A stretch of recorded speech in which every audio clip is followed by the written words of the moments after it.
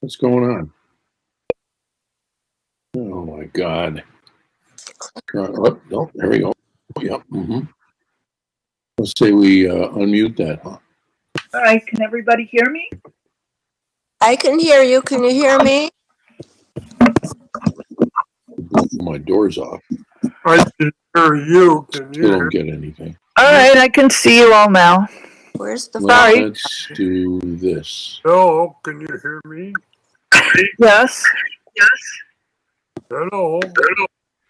I can hear you. Get an echo. Click on the phone button. Where is it?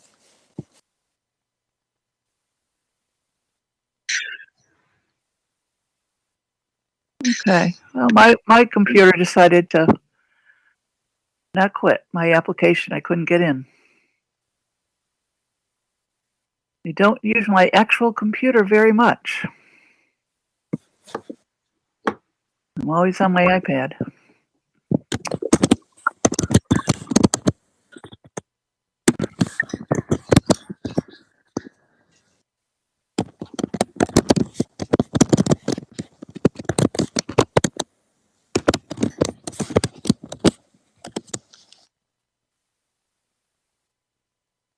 We just have 5 people for the moment. 1, 2, 3, 4, 5, 6, 7, 8, 9.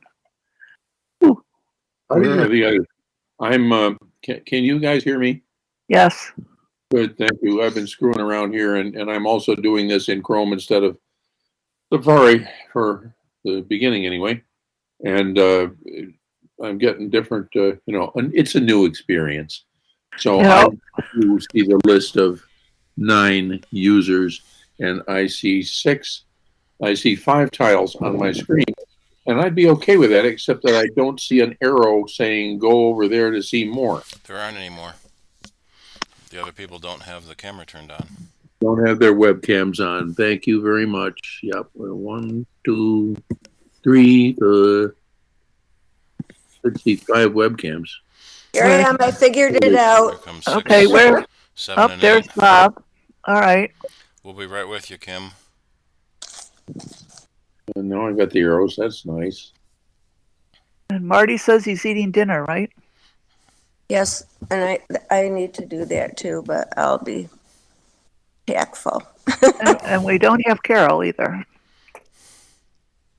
I promised my wife that I'd cook her dinner because I thought I was going to get home earlier from work than I did. So I made dinner. She's out at a meeting, so I had to squeeze my dinner down really quickly because I wanted to come to the mug meeting. So, well, that's good. Other than shoving down the food. Marty, may I ask how you pronounce your last name? yeah, it's Gensius. Gensius? Okay. Yep, correct. And Looks like it's spelled. Marty was explaining earlier that he's a guest from Ohio. He's looking for online mugs to haunt. well, we welcome you, Marty. Thank you. I through the the Apple University group, that a users group. I got a listing and had been part of that group and still am, most recently. And so I started looking to see what online presence different groups had, and yours came up as having one. So my wife and I are taking a vacation next week. I finished with classes, and Nice. Hey, suddenly we can't hear you. Lost his Yeah, you voice. lost your mic again. But it says it's green on the list. I'm trying to see if my audio is getting into YouTube. Okay, I gotta go through the... Yep, there it is. Gotta wait for the delay.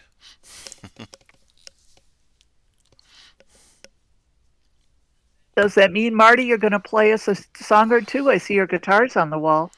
It's a mandolin and a violin, looks like. And we can't hear him in any event right at the moment. Yeah, he was having trouble with his microphone earlier.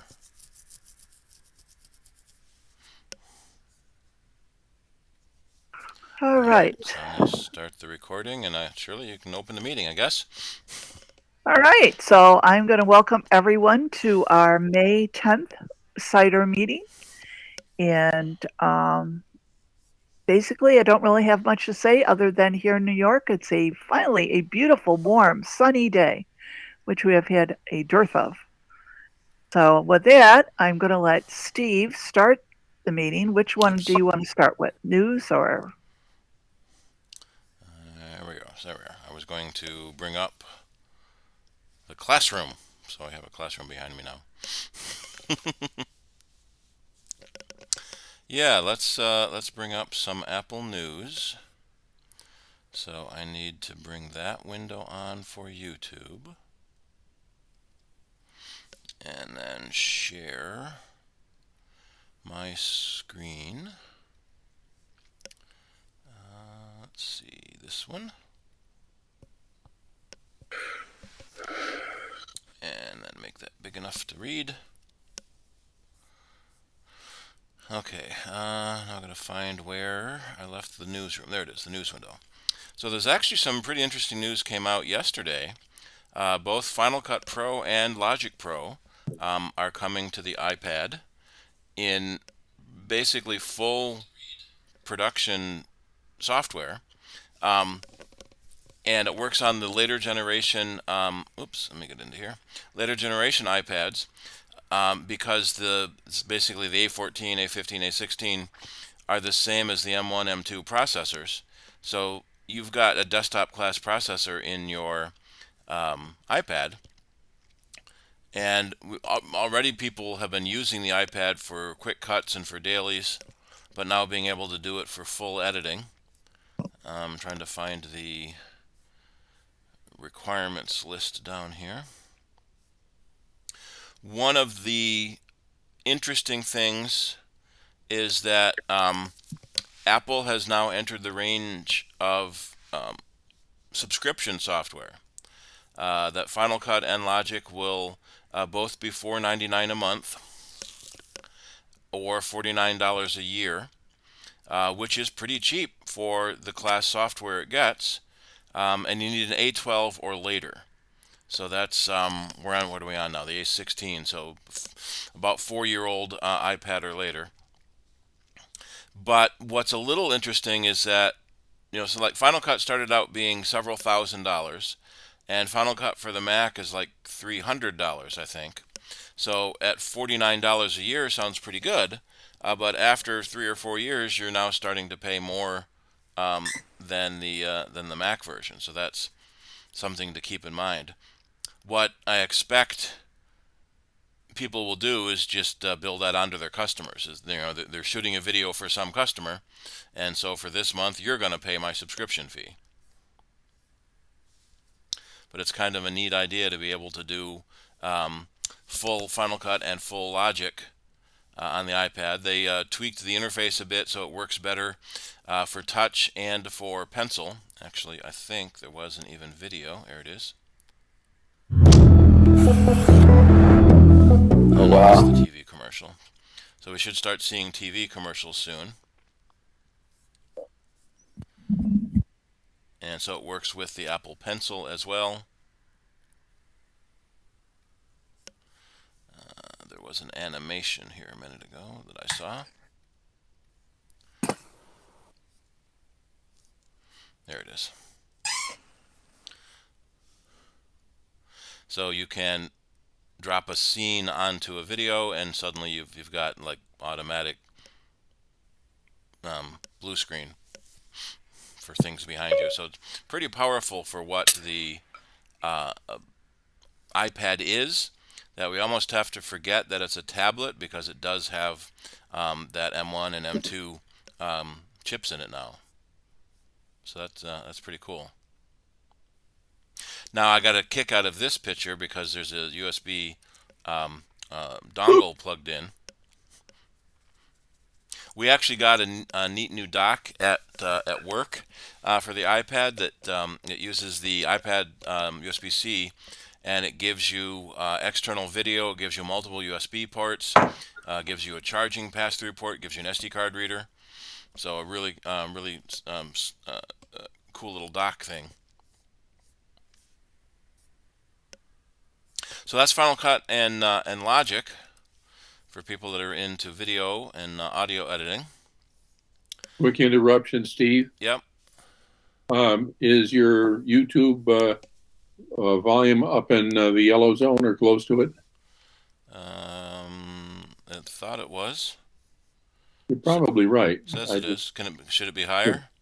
No, I can hear you. I didn't want to be so close to so far down that it would disappear at times during the YouTube video, but that's fine. Thank you. Yep. Thank you. I can turn it up a little bit so it's not so low. All right. Oop, nope, missed. Wrong button. So there was also. Pardon? Quick question. Yep. If I already own Logic Pro for the Mac, do I have to buy the version for the iPad? You can't buy the version for the iPad. You have to subscribe to it. It's a subscription service. It's not a purchase. Oh, and, okay. And it is a separate app, and it has a separate billing system. Oh, great. So it's $4.99 a month or $49 a year. Alrighty, thanks. Mm-hmm. We have some new iPod Watch bands. I know people that collect watch bands ridiculously, with matching wallpaper for your phone and your watch. What was the other one that was interesting? Oh yeah, so Ed Sheeran just won his court case, where it turns out he didn't steal somebody else's music.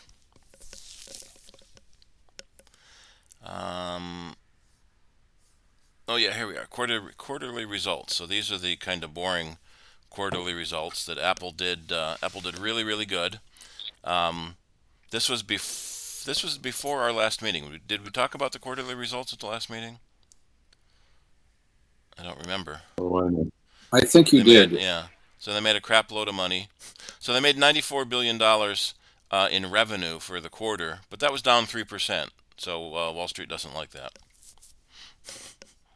So they had cash flow $28 billion and returned $23 billion to shareholders. Well, I see the dividend is going to be paid out on May 18th. Yep. So if anybody has stock in Apple,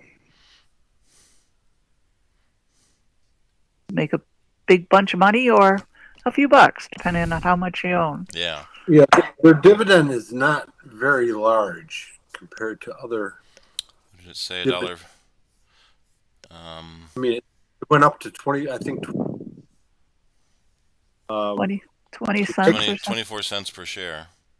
Yeah, if you take a look at other, if you take a look at the percentage, it's very low compared to a lot of other companies, and they say they're going to keep increasing the dividend year over year, but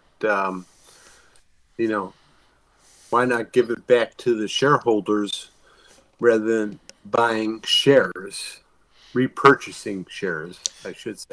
Yeah, they're doing both, but supposedly could give back more. That's part of the $200 or $300 billion in cash that Apple used to have, actual cash reserves, and that's down to I think 30 billion in cash, or 40. No, it was almost 50 billion because somebody joked that they should buy Twitter and kick out Elon.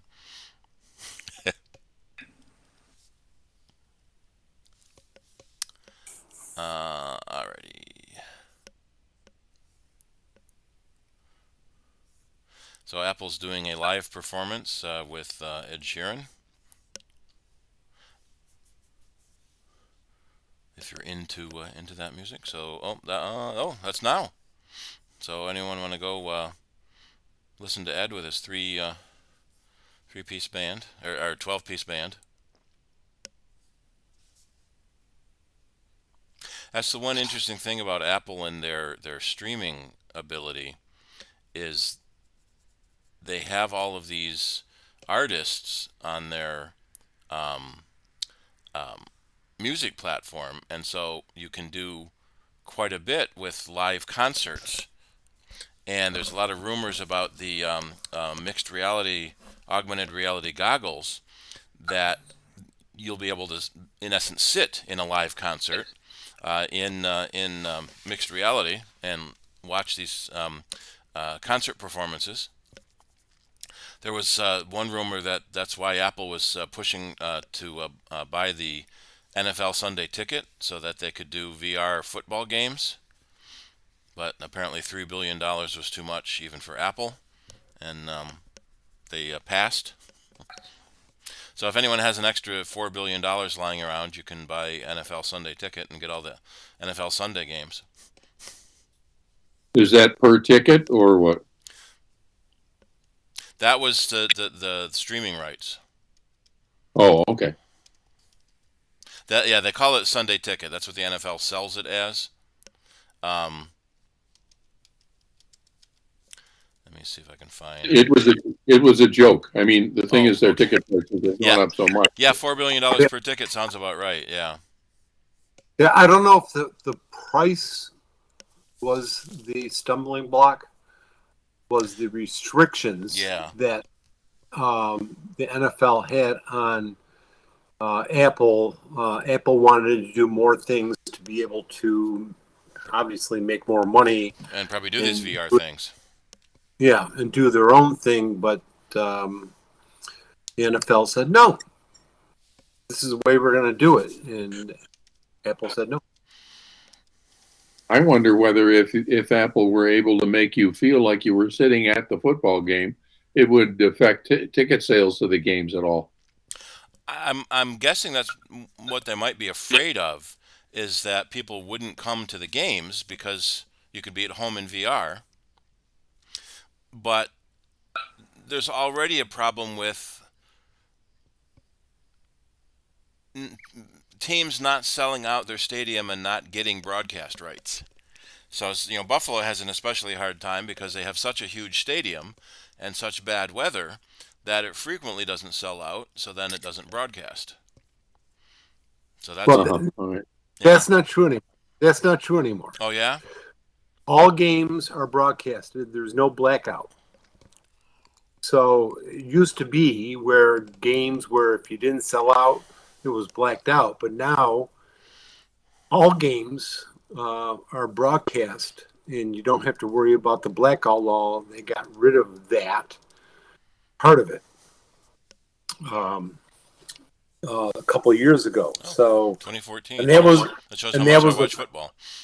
and that was a boon to a lot of especially the Bills in the old years where sometimes they didn't sell out, but now they don't have the blackout rule if you don't sell out. So I always thought it should have been a percent of the smallest stadium. So like Buffalo's got 100,000 seats, and another football stadium might only be 60,000 seats, and so they have a lot easier time selling out. yeah, but that's not. They got rid of that. Yeah, it looks like in 2014. Cool. How can I remember Yep. that now? Yep. The other really interesting thing, whoops, jump ahead there. Interesting thing that happened is the governor of Colorado passed the nation's first right to repair law, specifically targeting John Deere. So there's been this whole right to repair movement for the last few years. iFixit is one of the big companies that's pushing it. And maybe not unironically, they sell repair parts and repair tools, so they would really like to have a right to repair. And Apple and John Deere have sort of been the main companies pushing back, partly for intellectual property reasons, because it's their chip in the device they don't want you to muck around with. But there have been a lot of problems in the farming community where the chip in your tractor dies, and it's a 6-month lead time to get the chip replaced, and now you can't run your tractor. So we'll see how the vendors respond to this. I'm trying to find the actual wording of it. So I don't know if that requires companies to release proprietary parts or to release proprietary schematics, and how long it should be. So right now, Apple will repair computers up to 5 years in most jurisdictions and 7 years for several others. But how long should you require a company to maintain service parts for technologies that changes so drastically every year? It's not quite like a car where you can get 10-year-old car parts and 50-year-old, 100-year-old car parts pretty easily. Yeah, Steve, but you raise an interesting point there, because a 10-year-old car still has a bunch of chips and technology in it. So why can you get those parts but not tractor parts? Well, it's not necessarily the tractor parts. It's the controller chips in the computer that runs the tractors. Uh-huh. There's one from The Verge, a Mac. And so we joke that most modern cars are computers on wheels. And the same thing has been happening in the agricultural community with the more sophisticated GPS guided tractors, where you almost don't need a driver. You program the route, and the tractor goes up and down the aisles, the rows by itself.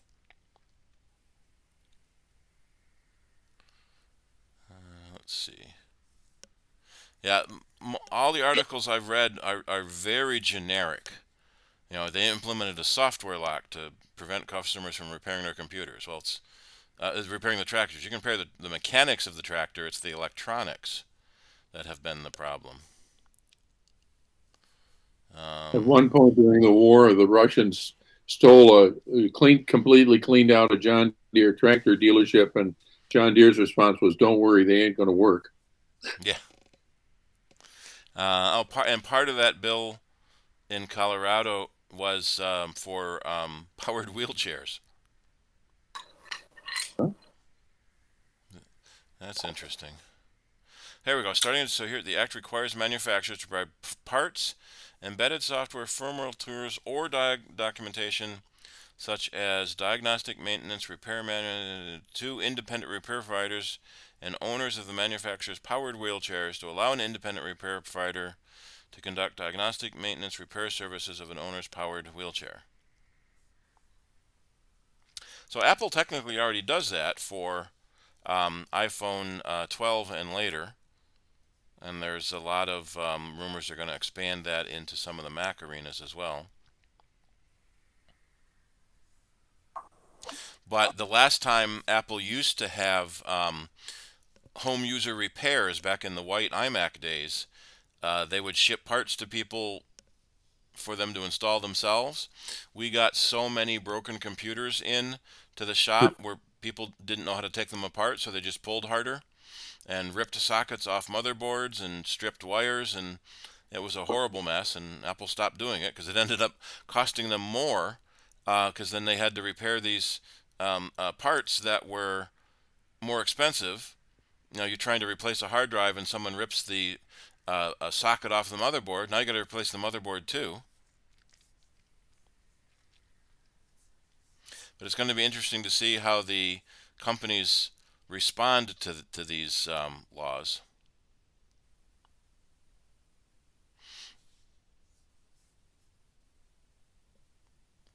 But, oh, here we go. So the independent repair shops can't modify the product to violate copyright, trademark, or patent.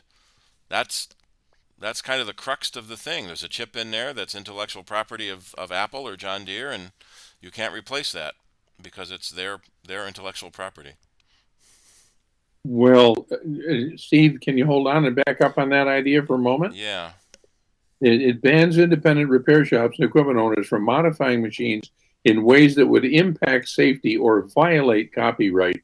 But it doesn't sound like if you replace the manufacturer's chip with the manufacturer's chip, that would affect the safety anyway. And I'm not sure about the copyright, the trademark, and that stuff. Copyright, trademark, and patent.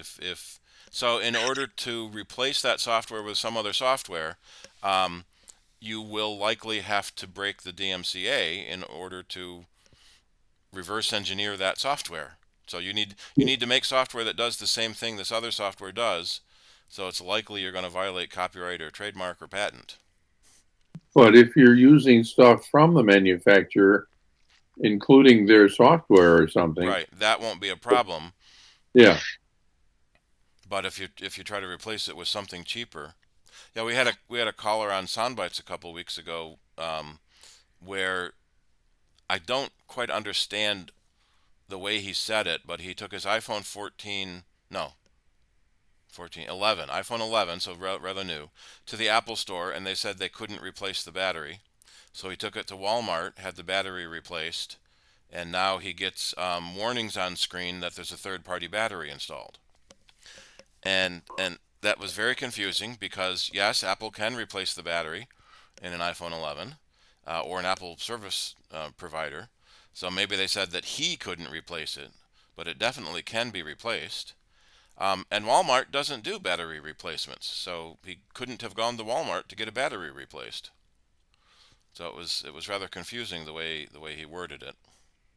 But yeah, if you put a third-party battery in your phone, then it complains that it's not an Apple battery, so it doesn't know. The Apple batteries have chips in them to help with the charging and discharging, and it doesn't know how to do any of that now, so it can't guarantee the battery performance is gonna work because it doesn't know how the battery is supposed to drain because it doesn't have the performance chip in it. And Apple's battery replacements aren't that expensive either. $60 or so for an iPhone battery. Well, what we usually see is the people with really old phones. I think we did 2 iPhone 7s this week. Keep replacing the battery, and people with newer phones, the 11 or 12, will end up buying a 13 or 14 because get the newer battery in a newer phone that does even more as well.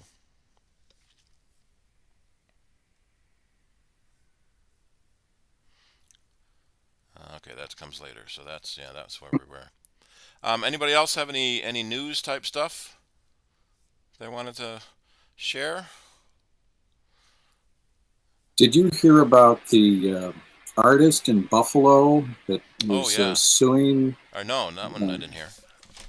Yeah, he's suing someone who used the image that was on a building that he had done, and the guy had put it on his website. So he's trying to sue the guy that has the website for like $5,000 or something. Mm-hmm. And the guy with the website says, I don't make that much money with my entire website ever. Well, and yeah, of course, it's a copyright violation to take someone else's. There we are. Yep. Yeah, well, I think that this thing is going to be thrown out because he doesn't have the word copyright anywhere on his mural. The mural is on display. It's public display. That doesn't matter. People that see it are assuming that he's already been paid, like somebody paid him to put that up there. I would doubt anyone assumes anything about payment. And then copyright exists when you create something. Yes, it's up to you to defend it. He's put it in the public domain by posting it on a building. No, you have to specifically grant public domain permission on a work. It doesn't even say copyright anywhere on it. It doesn't have to. Everything is copyrighted unless you release the copyright. You create something, you own it. No one else can copy it without permission. It's going to be very interesting to see how this all shakes out because how are you going to tell the difference if you're just a normal person walking around? You know, you don't know if something's copyrighted or not. Everything is always copyrighted unless it's not. So everyone has to assume it is. And that's all the designers know this. So anyone doing his website design should have told him that was illegal. And when you upload a picture to a website, it always says make sure you have permission to use this image. There was a big case a few years ago in one of the Batman movies. They shot a scene in an office building lobby, and they got permission from the building owner, but they didn't know that a sculpture in the lobby was not owned by the building.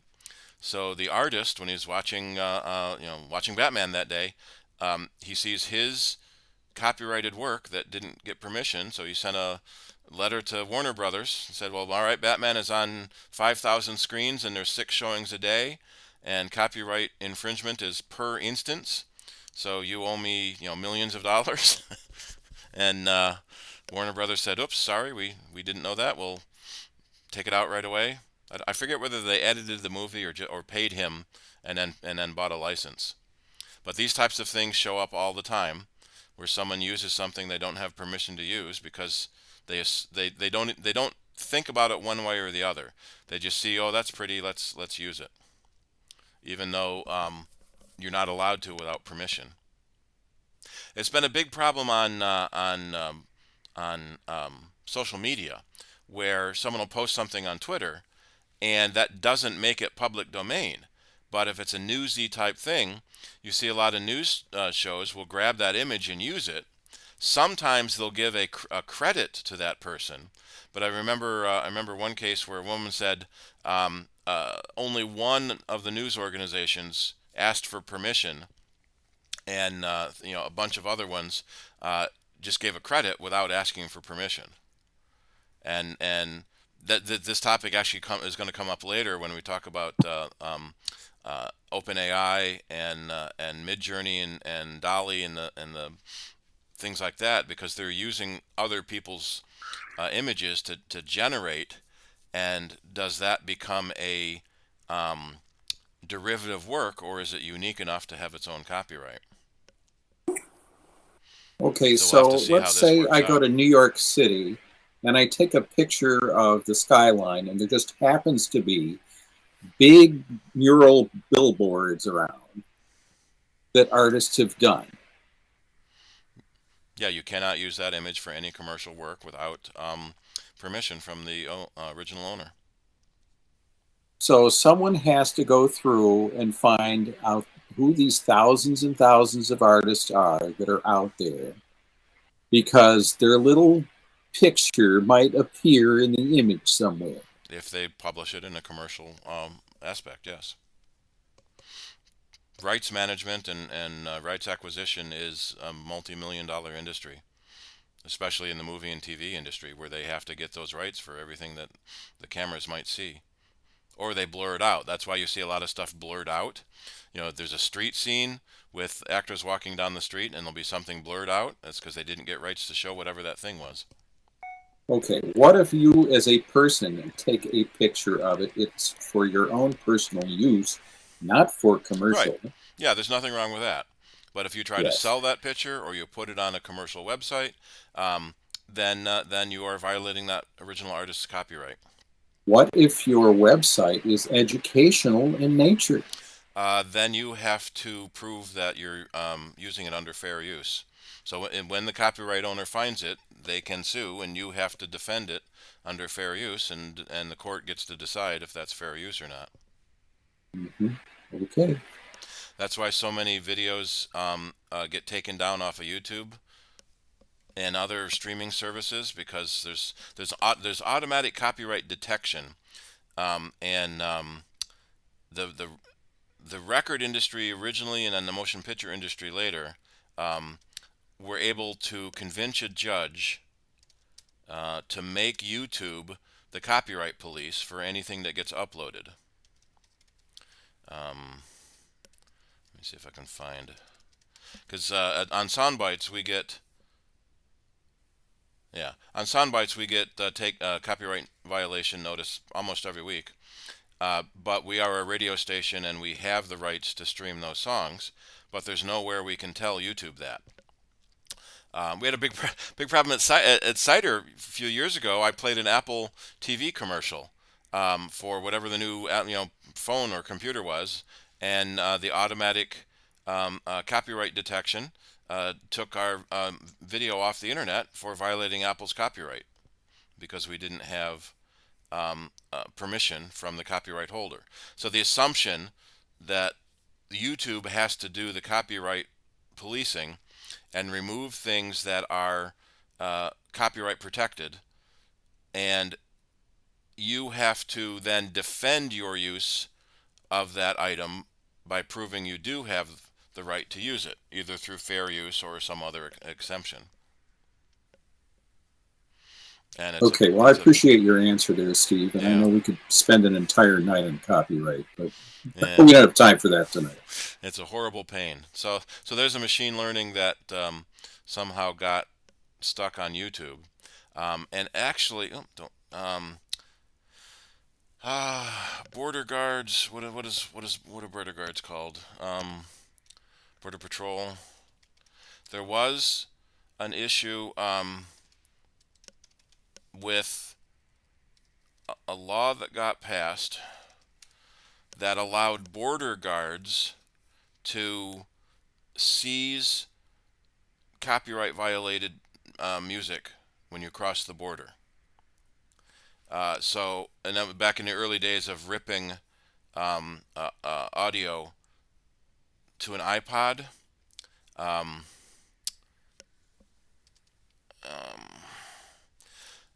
And so it basically turned the Border Patrol into copyright police. And if you weren't able to show that you purchased that music your iPod was playing, they could confiscate it.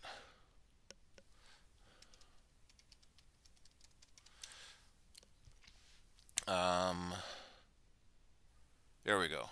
CPB. Customs and Border Protection. Oh, this has been updated, 2021 now.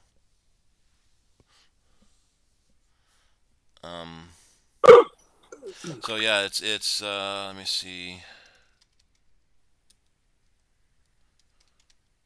No, that doesn't have the exact wording I wanted to. But that was basically a thing that CPB was doing for a while. I haven't heard about it lately, but it was a big controversy at the time, making them copyright police. And how many people keep the receipts for all of their music with them when they cross a border? Nobody.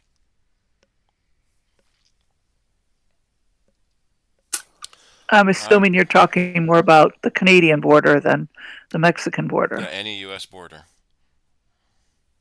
Since those are the two countries that primarily border us. Although theoretically, anyone coming in on an airplane has to go through customs and border protection. It's probably coming into the U.S. Yeah. Yeah. And I would expect the Canadian Copyright Board or whatever they have to do the same thing when you go into Canada. But that's with music licensing and music streaming now being more popular than music purchasing, it pretty much feels like they've all given up on copyright policing like that.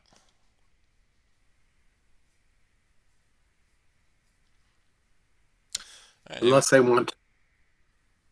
Go ahead. Unless they want to. Yeah. I mean, it doesn't mean they've given up. If they want to get somebody bad enough, they'll Find some reason.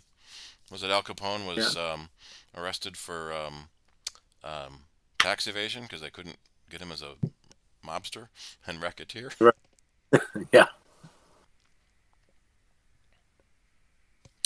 All right. You know, Al Capone did not die in prison, as most people think. Depends on who played him in the movie.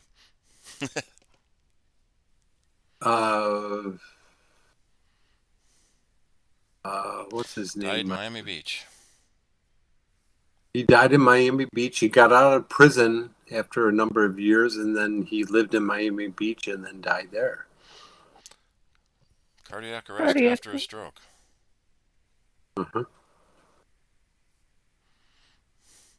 And he had neurosyphilis.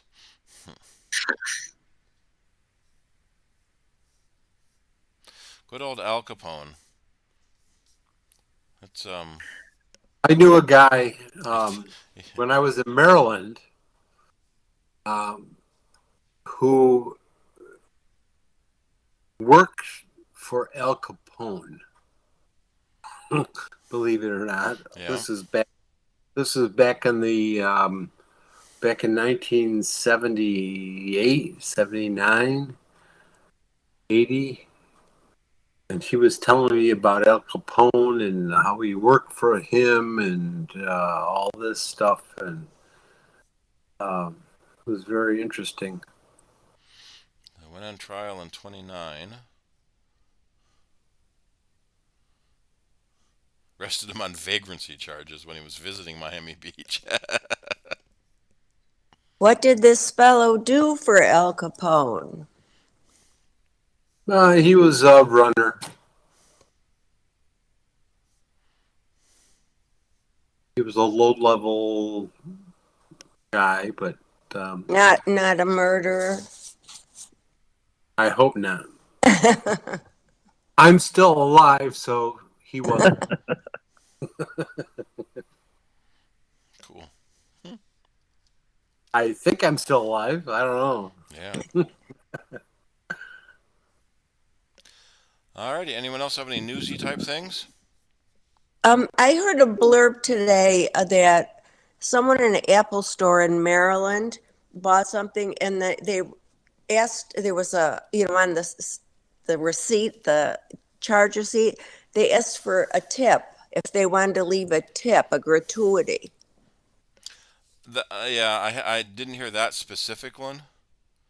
Oh, here it is. Yeah, yeah. Since that store is unionized, Oh, what happens a lot is point of sale software has tipping built in, oh, and okay. they can turn it on, turn it off. So our point of sale system we use at our store has tipping software built in. We normally turn it off because we don't expect tips like that. But so after they unionized, it's part of the, you pay with a credit card and you're offered a tip. But Apple employees aren't allowed to accept tips.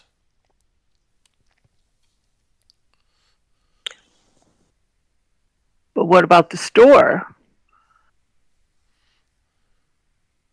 Would the store owner be allowed to take tips for the store itself, even if the employees can't? He is an Apple employee.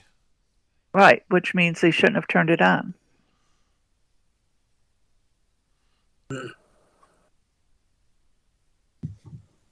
There's been a lot of controversy about that, where you walk up to the counter, you order your meal, Yeah. and then the screen shows up for you to put your credit card in, and there's a tip line.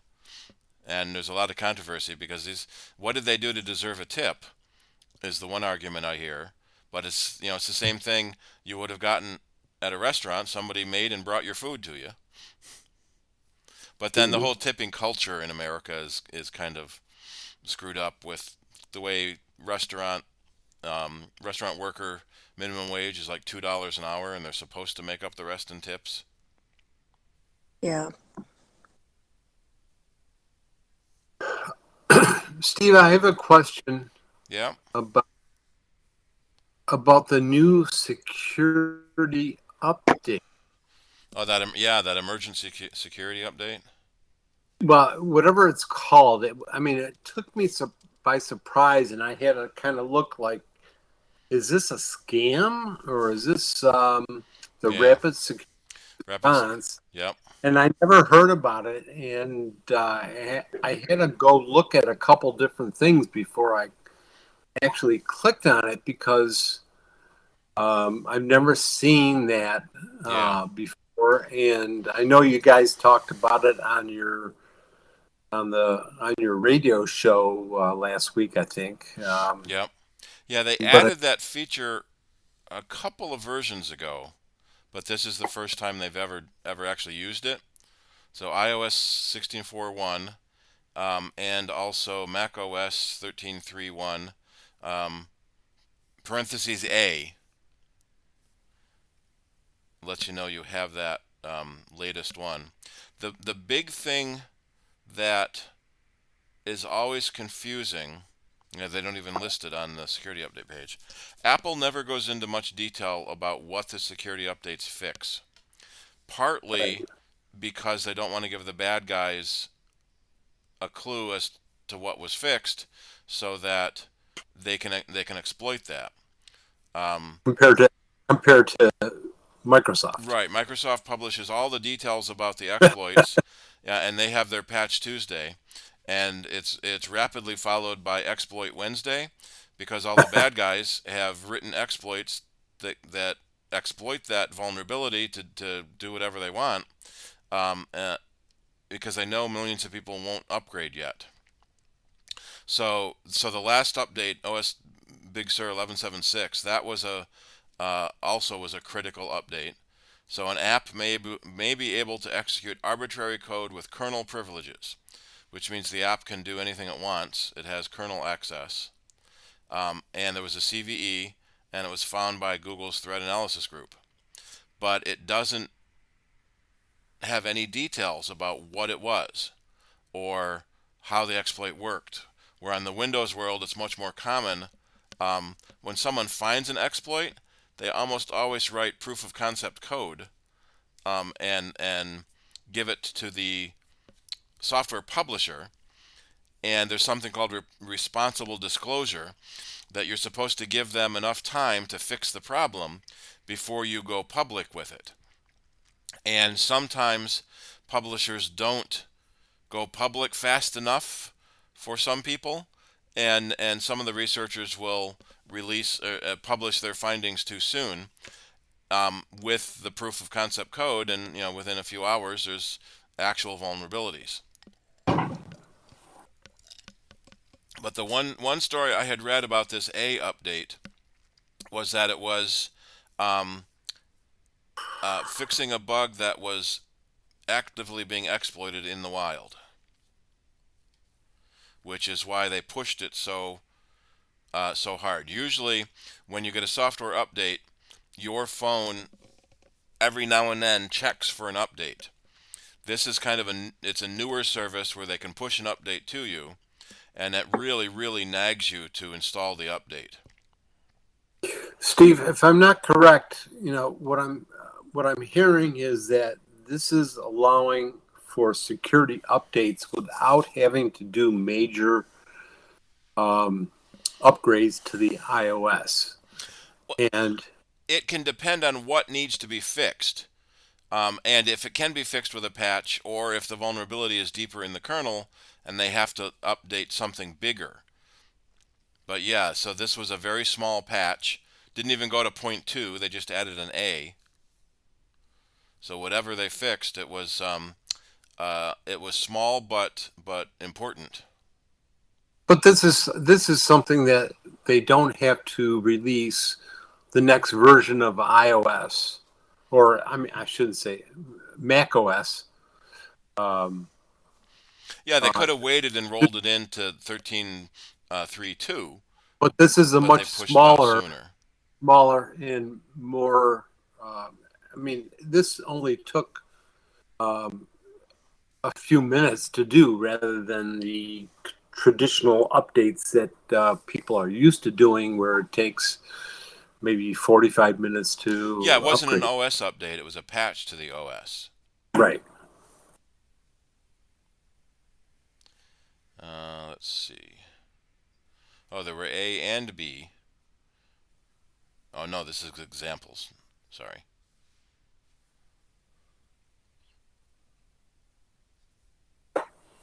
I do like it when people distinguish updates from upgrades. Yeah. And not quite often that isn't made clear enough, and people load an upgrade and lots of problems happen.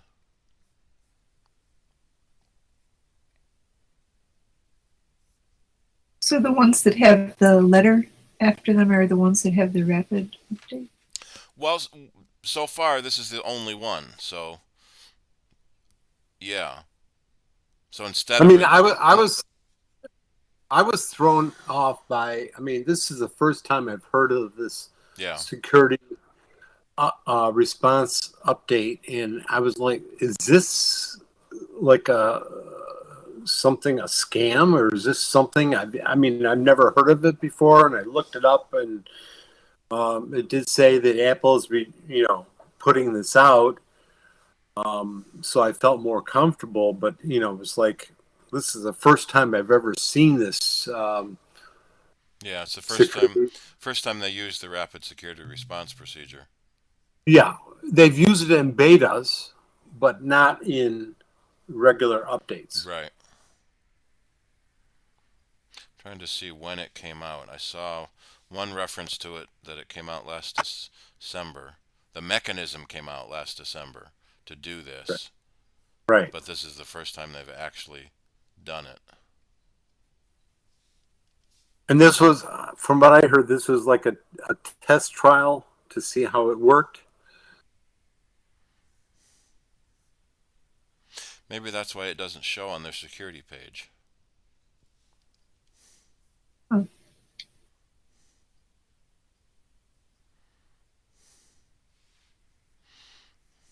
So it doesn't say what it fixed, just that it was really important to install.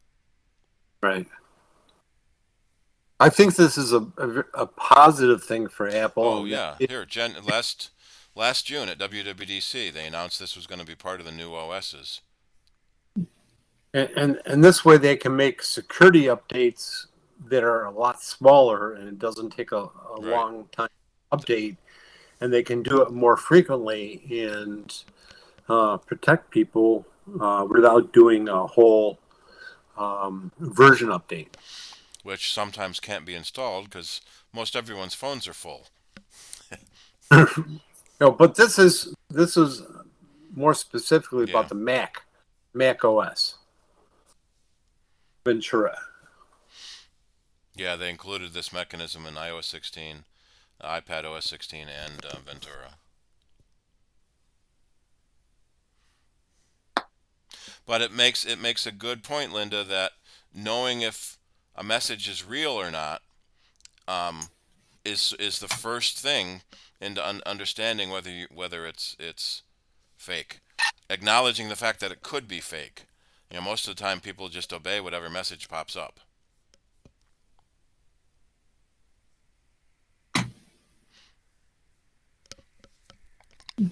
Alrighty, shall we move into any other questions? Kind of blur questions and news. Oh, I forgot to hit go live on my Facebook page. Sorry. So we've only been running 45 minutes there. All right, now we're live on Facebook and YouTube. I've got a couple of things I wanted to ask about. If Sure.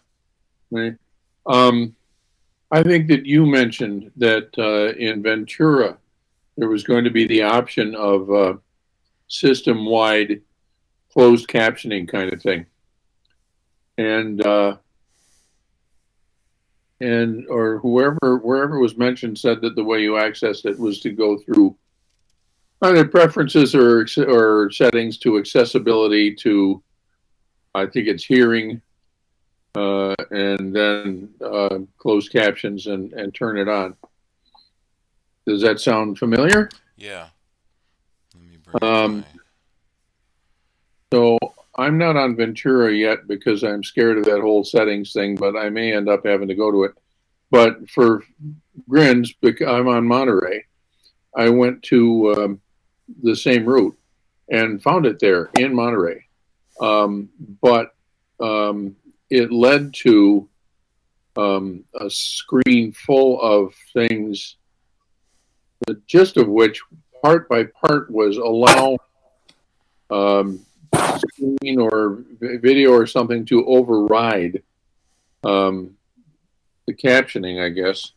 And but I didn't, I was just briefly testing in video various forms, not from YouTube that I recall, to see if it was functioning, and it was not. Is that because what was talked about in Ventura is along those lines, but significantly different and does work where it would not work in Monterey?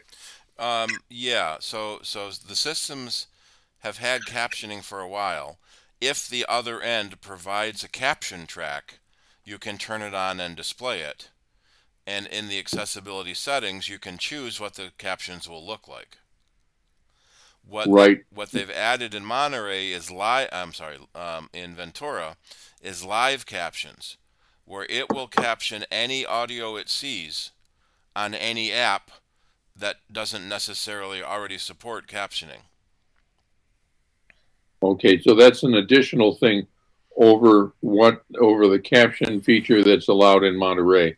Right. The caption feature is just to let you change the way captions look for things that already have closed captioning built in, like the captions on a YouTube page or the captions in a movie. Okay, thank you. Good. Yep. I might as well get the other thing off my chest here while we're at it. I saw. Am I giving feedback here? I saw a YouTube video by a guy whose nom de YouTube is Theo Joe, so you might be familiar with him. He's got a lot of stuff online, and he was talking about something called Apple Mac OS. Oh, how the hell did this go? Mac OS Stealer. Some kind of malware. Oh, yeah. Does that ring a bell? Yeah, we talked about it on Soundbites. Let's see if I can find the article about it. Here we go, 7 days ago. So it's a new strain of malware. I don't want ads. Can I see? This one was 12 days ago.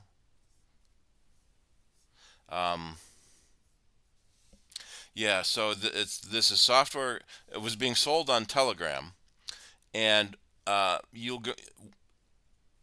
it comes in as an attachment to an email or attachment to a message, and if you let it in and if you give it your password, it can basically see anything in your computer. And it's being sold on Telegram for $1,000, and there's a class of bad guys we call script kiddies, the kids that don't know how to do anything themselves, but they can buy it from somebody else. And so, like most malware, this requires you to install a program, authenticate the installation. Yep. Excuse me a second. Are you sharing your screen on this? I thought I was, and I missed the button. Carol says no. There we go. Bring that back up. Gotta switch between Safari and system preferences. So this malware got the name Atmos or Amos. I think they called it that because that word was in the code. No, Atomic Mac OS Stealer was the name in the code. That's right. Yeah. Atomic. And like most malware, it tricks you into installing the file, giving it your password to do the installation, and then what looks like a system dialog box to authenticate with your password. And then it looks in your keychain because it has your password, and can look in other places in the computer because it has your password. So it's a matter of don't install anything you didn't go looking for yourself, and don't type your password into a box that just randomly appears without you intentionally trying to install something. Well, can I interrupt for just a second? Yeah. With an amusing comment about this? A little while back, I got a new printer, a Brother, and today it did a firmware update. And when that was over, something showed up on my screen that said, Print Tool wants to modify settings or something like that. Yeah. And it wanted an administrator's name and password. And I assumed that was because of the proximity in time. I assumed that was a legit thing from Brother, but I couldn't, I had no other way of knowing that it was. So that's an example of installing or Right. saying okay with something that I didn't go looking for, except in the sense that I did Yeah, accept the firmware update. it offered an update and you chose to install it, and that's how some of these programs can sneak in. For the longest time, it was fake flash updates that you get a notice that your flash needs to be updated, and Right. you're so used to updating flash that you just go ahead and do it. What is likely going to happen? Let me look at the Malwarebytes blog. So Malwarebytes we've recommended quite a few times as a way to keep your computer clean of malware. I am running the paid version of that for exactly that reason that you recommended. Yeah, the main difference between the free version and the pay version is that the pay version runs all the time, and the free version you run when you want to. Yeah, and the paid version there supposedly catches stuff coming in rather than showing you that yes, it's in there already. Right, it scans every file as it comes in, rather than the non-pay version. You run it yourself after the files have already made it in. Exactly. And the example I gave of why what persuaded me to go with that was that there was some malware that put out that started out by telling your computer that the certificates for all of your antivirus software were invalid. Yep. And then as soon as it had done that, your computer, stopped running antivirus software, and the malware could do anything it wanted. Yeah. And you had to catch that kind of thing coming in, or you were stuck. Yeah. Yeah, I don't see anything on Malwarebytes blog about Amos, but if it doesn't catch it already, it probably will soon.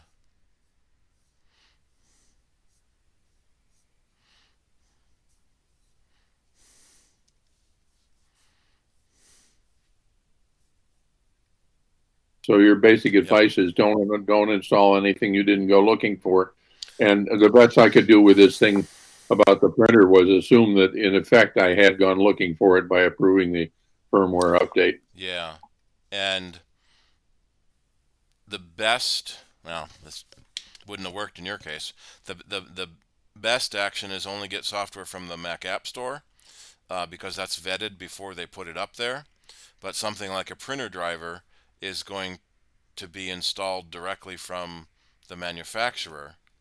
Right. And so you're going to install the printer driver yourself.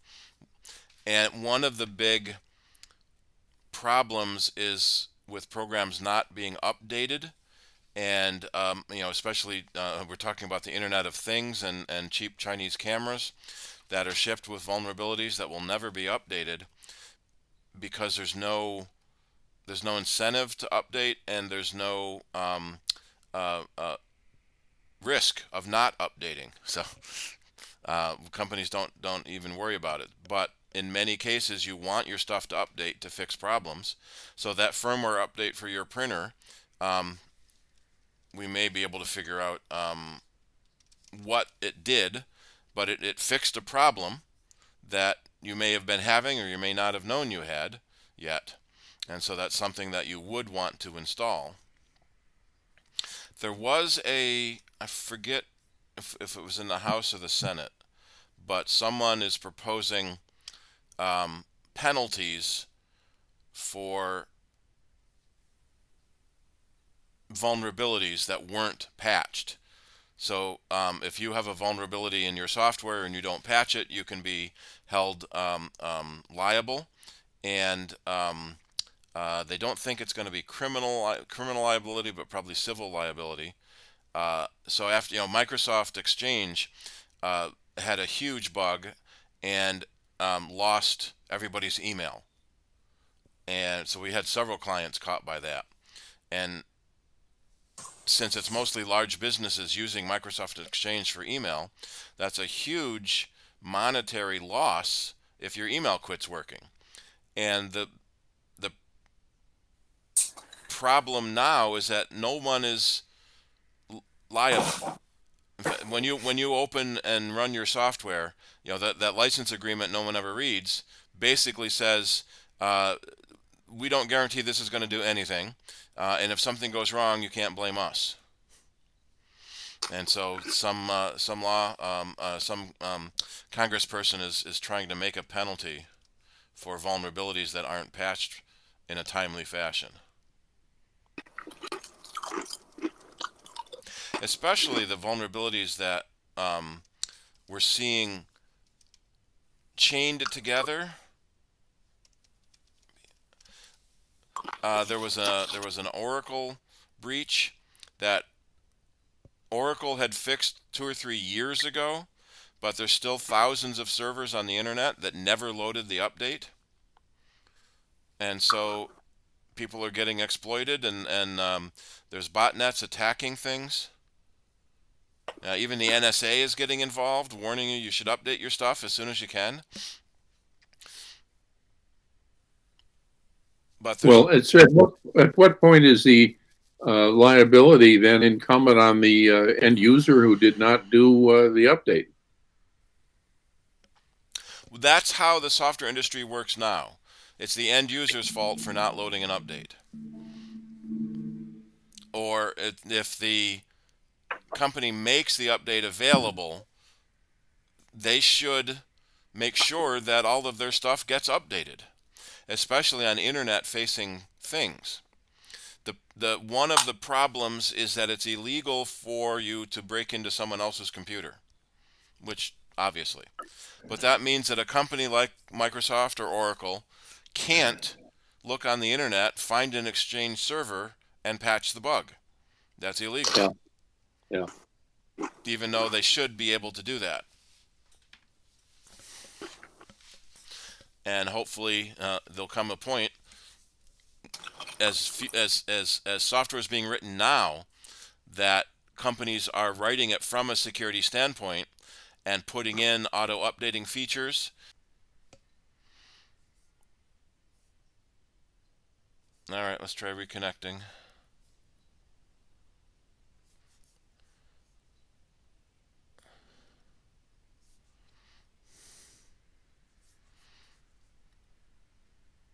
Oop. Are we coming back? There we go. Looks like we're coming back now.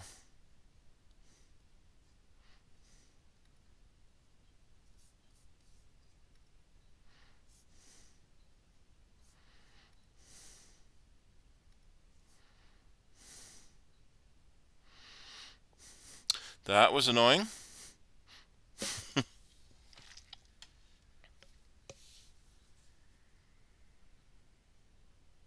All right, I think Kim had her hand up and Dave Chamberlain had her hand up.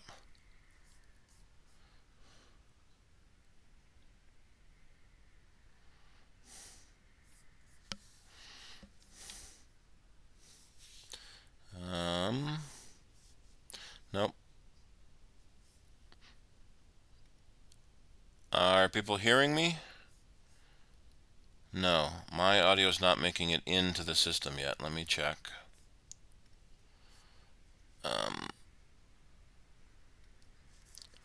Test. Nope. All right, I'm going to leave and come back.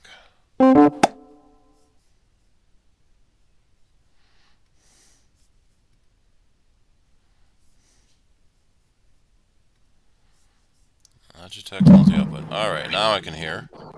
I'm hearing you. Can you? All right. We have a little audio problem there. We're back. All right, so Kim had her hand up, and then David, and then Linda. Is Kim still here? Yep, Kim's still here.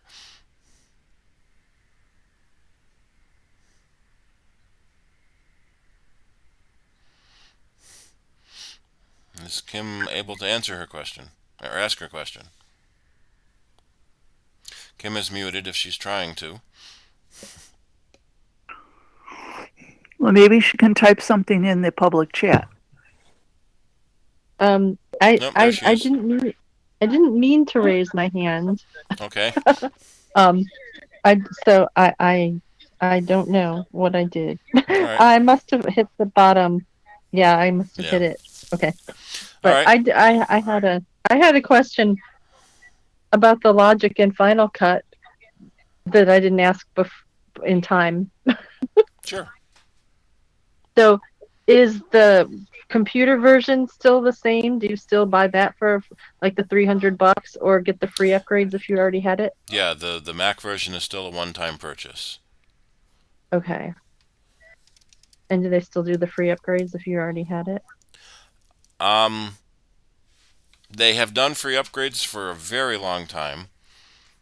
If they change the program, that's usually when there's a new pay. So right now it's Final Cut Pro. If they come out with Final Cut, Super Whiz Bang as a different product name, they might charge again for it. But the fact that they haven't charged an upgrade fee for years is very nice of them. Yeah, like when you first bought it and it was $1,000, and now it's only $300. They could give you like free versions for years. Well, they separated it a little bit. So Final Cut is $300, and then Motion is $50. There was a titling thing. So the half a dozen different programs that were part of the Final Cut Studio have now been split out so that you don't need to pay for them if you don't need them. But it's still significantly cheaper than it was as a studio bundle. Yeah. I don't even know, because I had them before, but I have to see if I could find them to get them upgraded. Well, my Apple ID. You can go into the Mac App Store and re-download any software you've already purchased. Oh, I had it way back in CD days. Then you'll need to purchase it from the Mac App Store. Back in which days, Kim? CD, DVD days, sorry. Oh, yeah, okay. DVDs, CDs, Right. whatever they were. Right. Physical disc. Right. Gotcha. Yeah, back in the physical disc days. Yeah. Okay, so then can you transfer them back and forth from computer and the app to work on them? I doubt back and forth because the CD version is so old. You can probably open that project in the new version, but you can't send it back to the old version. I don't know for sure, but that would make sense. But I mean, if you have the new version, you could transfer them back and forth to work on them. The new version of Final Cut on the iPad and the new version of Final Cut on the Mac, yes. Yeah, okay. Okay. And if you do the subscription thing and then you have it for a month, and then you don't need to edit, will you lose your already edited movie in it? No, your documents are fine. You just can't. We don't know yet if you can't run the app at all, or you can run the app and not make changes. Some subscription services do it both ways. Like Microsoft Office, if you don't have a valid subscription, you can read documents, but you can't make any changes. Mm-hmm. Same thing with Adobe subscription that I've seen. If you want to make a change, you have to have a valid subscription. Okay, but it won't like take it away from you. Right. But we don't know. But we don't know that yet. Your documents will always be there. It can't delete your documents.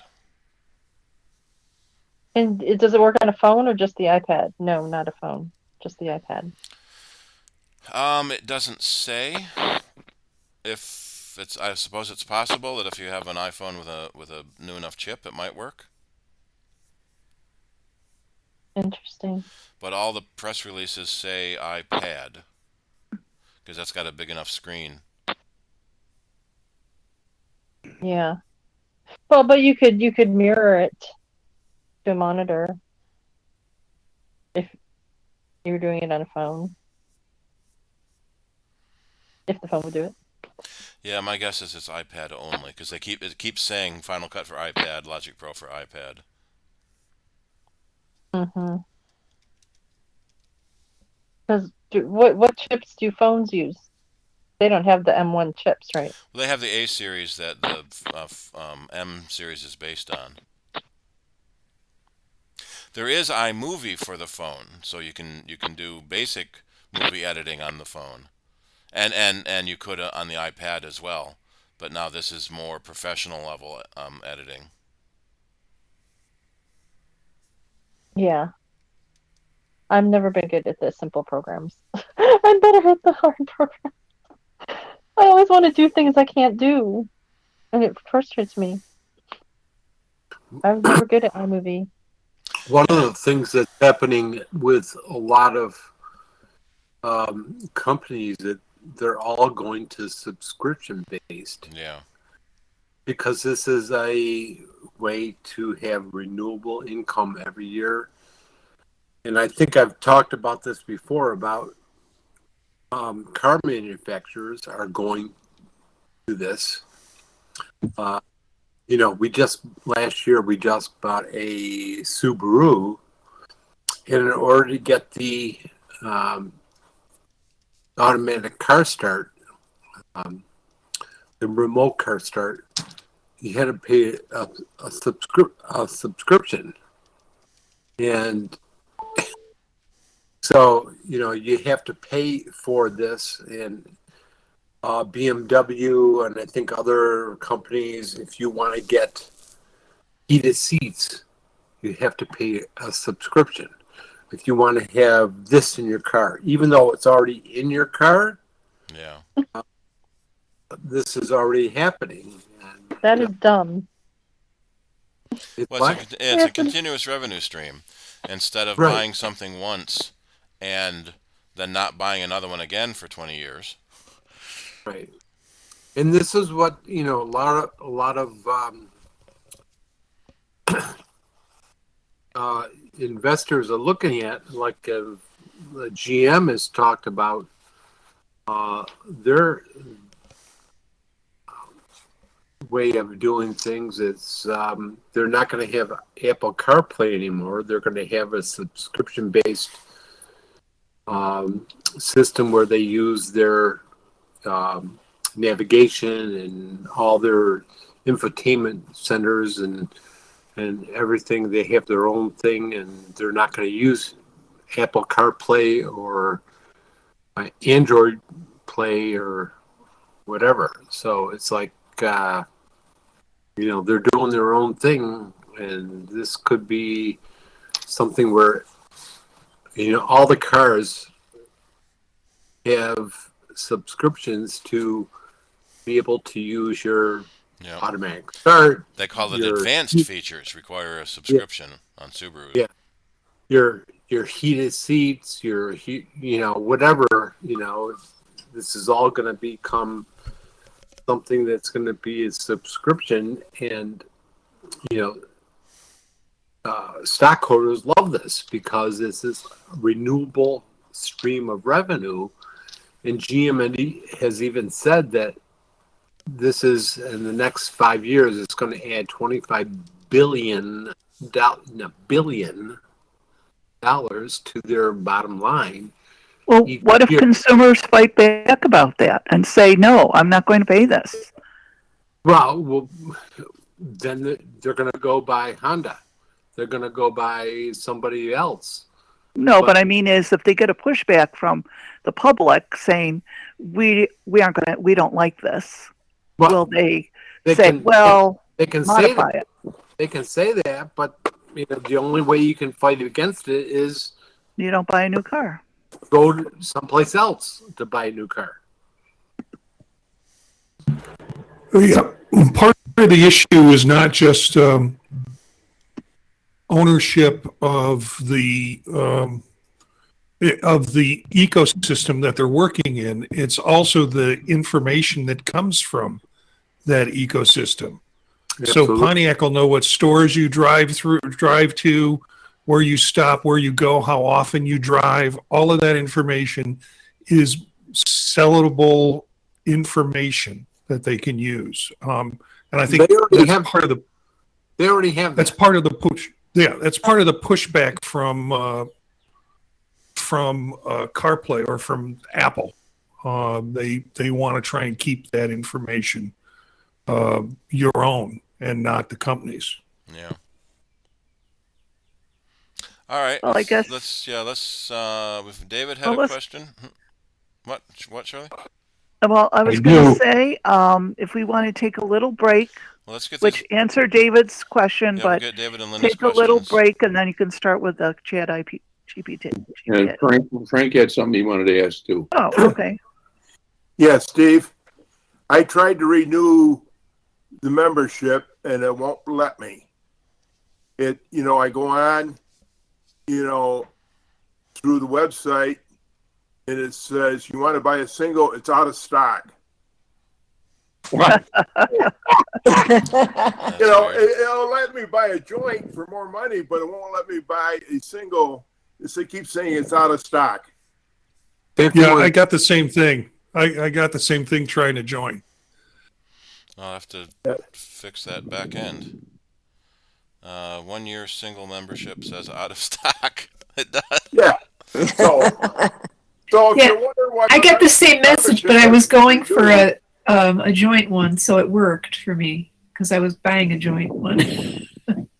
So if you wonder why I haven't rejoined, is because it keeps telling me I'm out of stock.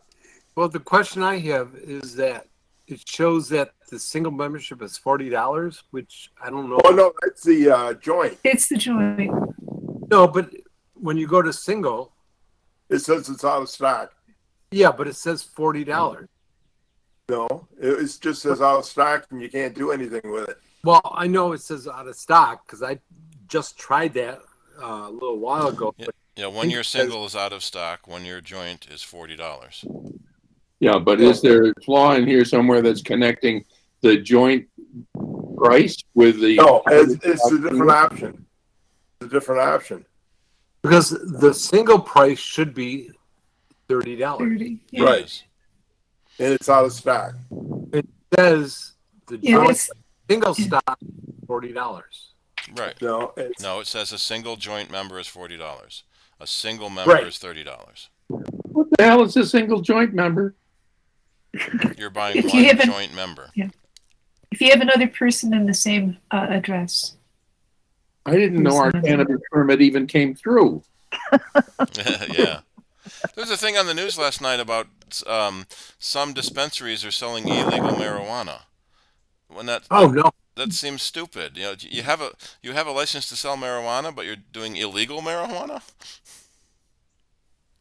Jeez. Okay, there are. I've heard about recently. I was in a vape shop where the guy described how screwed up New York State was, and there are several levels from producers to the people who assay the potency to before it gets to the shop.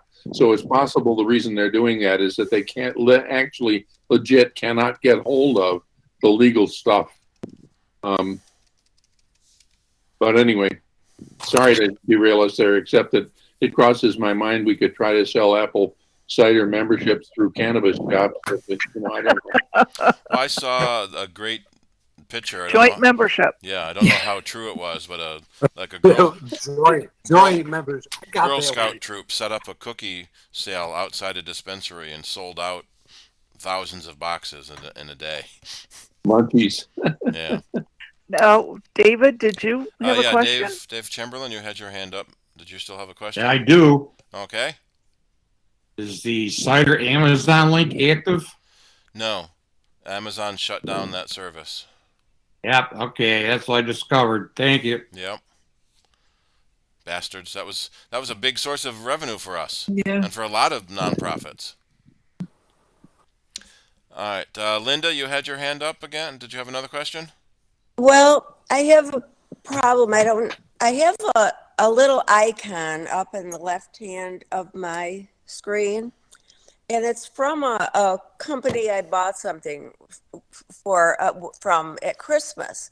So I can't get rid of this little icon. Makes me nervous. And I looked up, I don't know exactly where, it must have been in the settings. It said it's running as a web page. So you'll need to uninstall whatever that thing you installed was. Do you know what does the icon look like? Can you send it's a picture? Do you want to try? don't- Do you want to try to share your screen? How do I do that? I will make you the presenter. So you see at the bottom center of your window where there's the microphone, the speaker, and the camera? Yes. Okay, now there's a fourth little icon that looks like a screen. Yes. Click on that, and you can share your screen.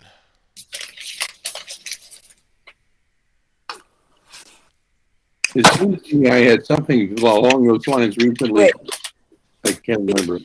do you see it now? Not yet. Not yet. You have to pick the share screen, and then I did there do. should be an OK button. Yeah, I did that. Linda, what browser are you in? Safari. Oh, Here it says. Okay. Yeah, I'm sharing it. All right. So we can see it. So which icon are you talking about? It's up in the little corner right here. Jesus, that's tiny. Can you make that bigger? Can you? You can turn your zoom. You can control and scroll will zoom your screen. Control in. Now, no, Linda, sorry. At your end, in the upper right corner of where your screen share is a four-headed arrow. Okay, I can barely see the screen share. Not on the screen itself, in the upper right corner of that window. There's a four-headed arrow. No, down Down below. a little. Under our, Nope, yeah. you were there a second. Up. Under the pictures of us.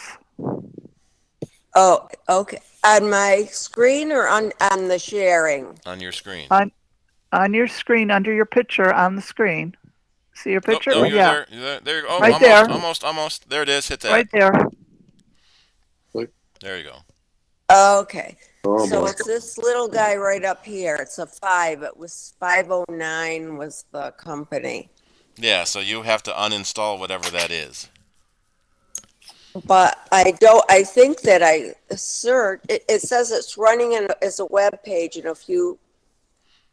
must have gone into the whatever. So you installed something and you have to uninstall it. Try going to the Safari menu and open Preferences. Okay. All right.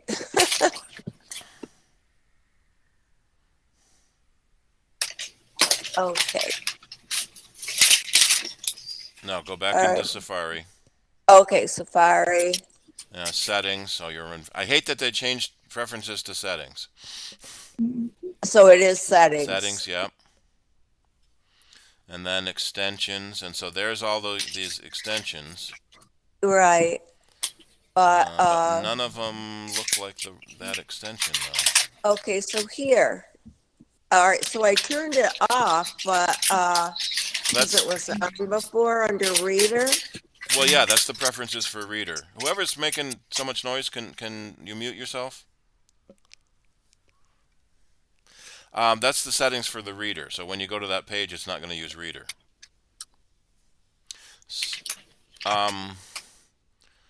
So how do we get to that? Okay, right, so somewhere. So close. It's not an extension, so it's got to be somewhere else. Go to General. Let's see if it's a startup window. Nope, it's not there. All right, close the settings. Hit the red button to close the settings. And then go to the Window menu in Safari. Okay. And at the bottom of that Window menu, it doesn't show that. It doesn't show it as a window, so it's not a website window. But somewhere when I was looking in the settings, it did show running as a. What was the name of it again? 509.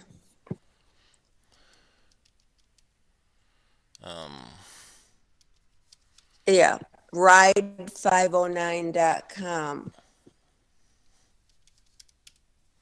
Ride 509. Fueling your passion. Yeah, it was something I ordered for my grandson for Christmas. Footwear, outer footwear. Okay. Where did you see that, Steve? I'm Googling it. Oh. See, it's under under websites. It's in everything. It's in, Well, that just shows you your open websites. So all of those settings are looking for the currently open okay. websites. You have to. So under page zoom, it says currently open. Is that because it's on the sharing? No, it's because that website is open. So how do I get rid of it? You have to close that website. I've tried. And I'm trying to find out where it is. Can you right click on that ride icon?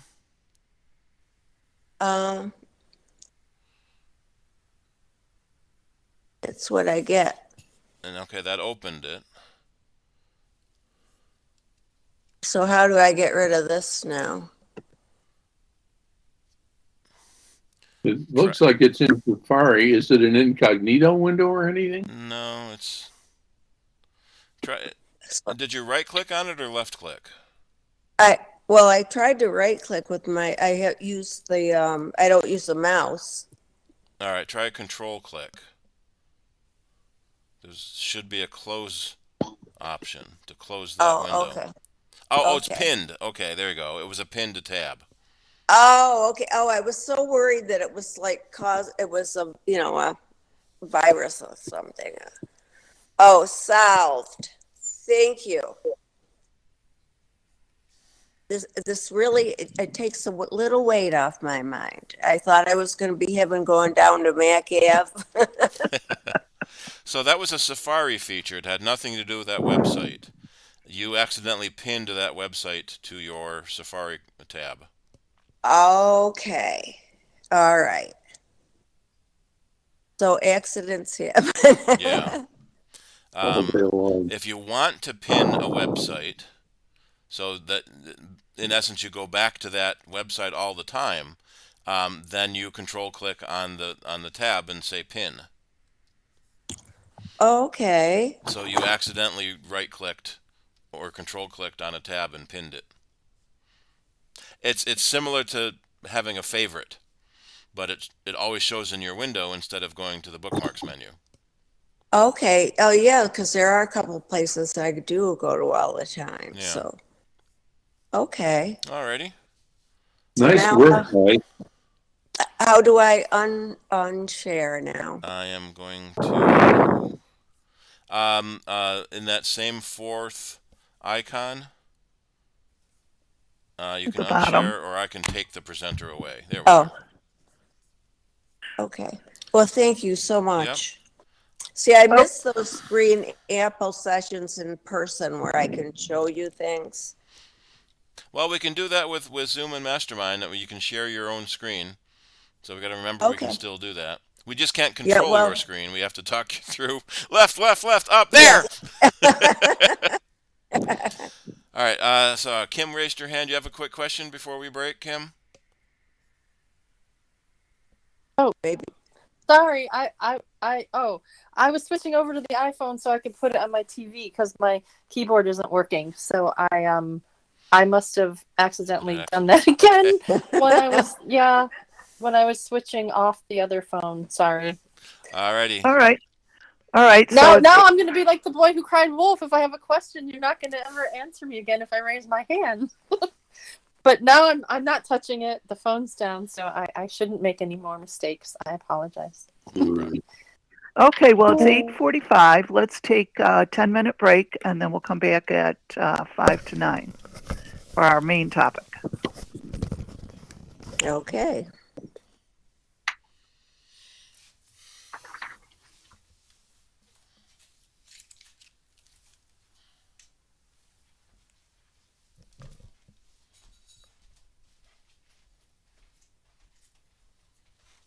Gosh, that was fun.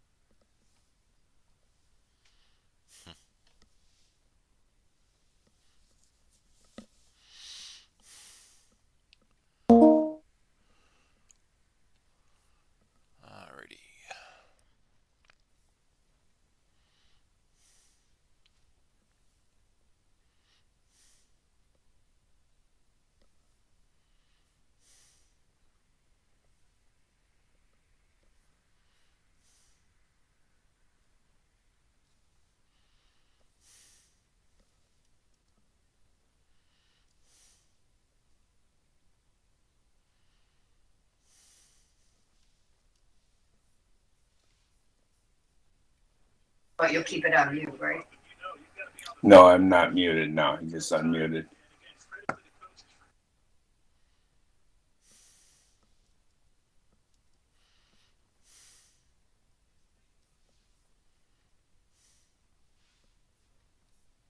That's a big boat, Carol.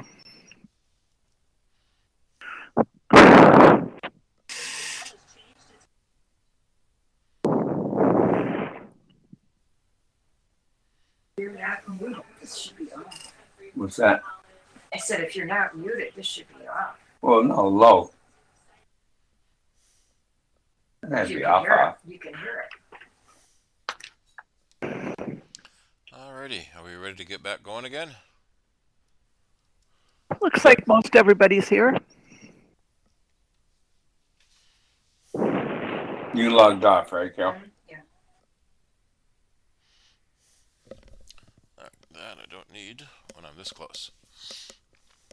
Alrighty, so one of the things that I have been annoyed about is the use of the term artificial intelligence.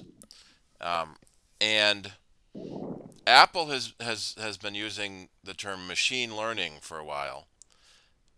And they have a machine learning processor in their chips. They call it a neural engine. There it is, the neural engine. Somewhere they actually had a picture of it. So one of these chips in there is the neural engine. And especially in the M2 now, there's 16 trillion operations per second in the neural engine alone. And that used to be unheard of even for a full CPU on a computer.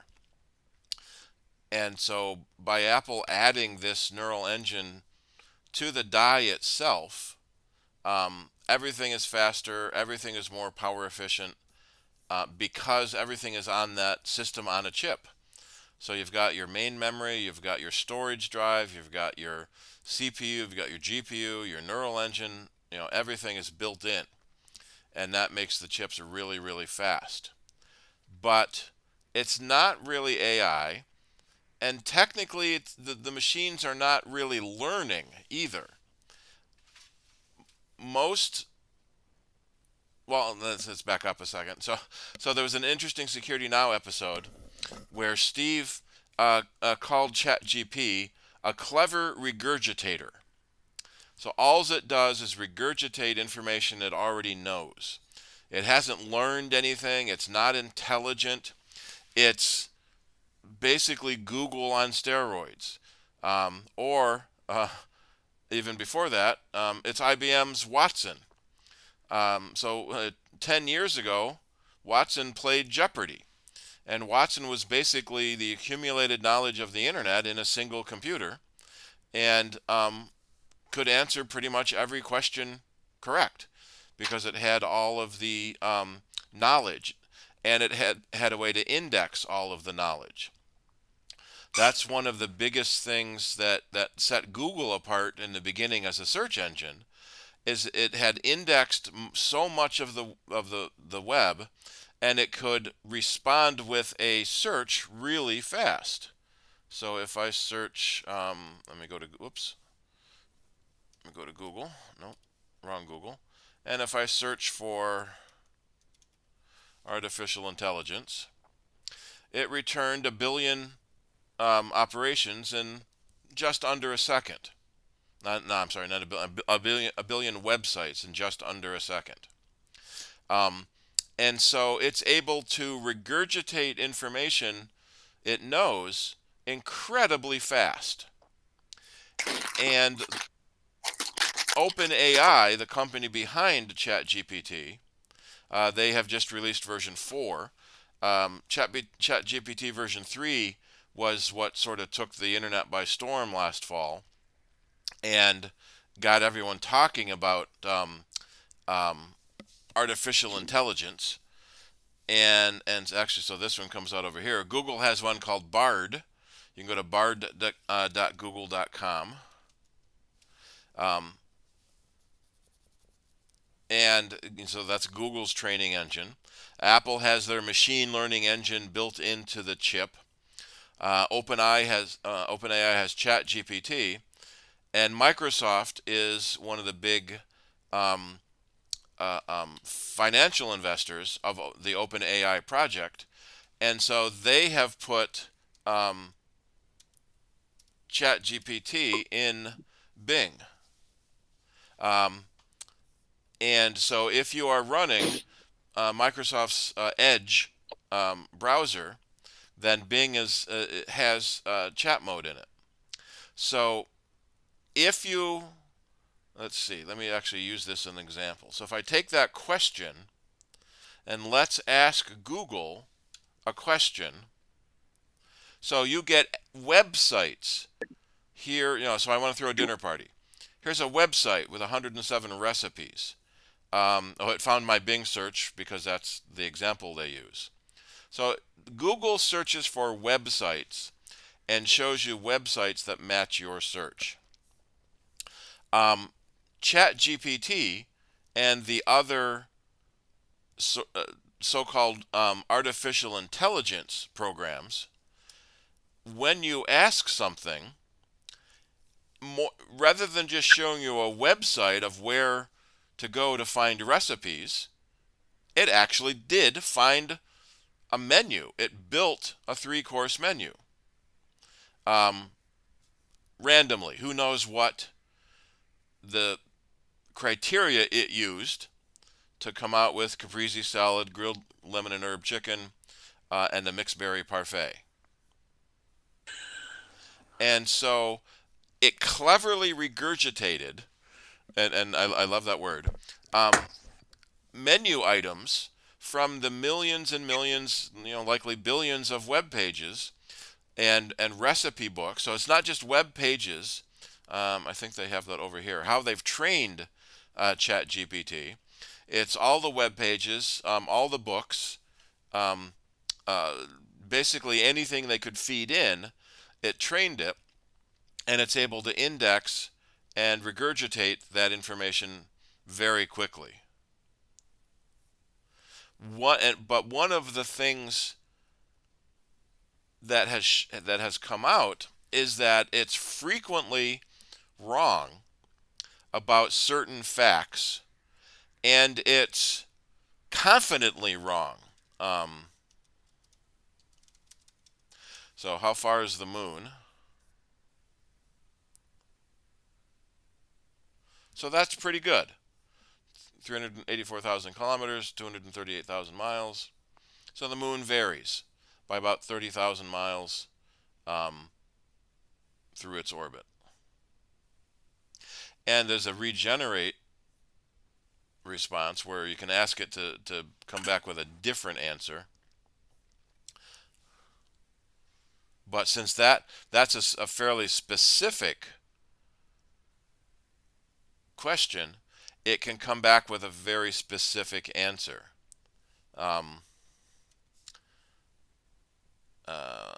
So one of the things we're starting to see, there's a new Robert Oppenheimer book coming out. Not book, movie. And so this, in essence, is the Wikipedia entry. But it's writing it like you would a paper. And so teachers are already having to contend with students plagiarizing ChatGPT and turning in a paper that it wrote instead of something they wrote themselves.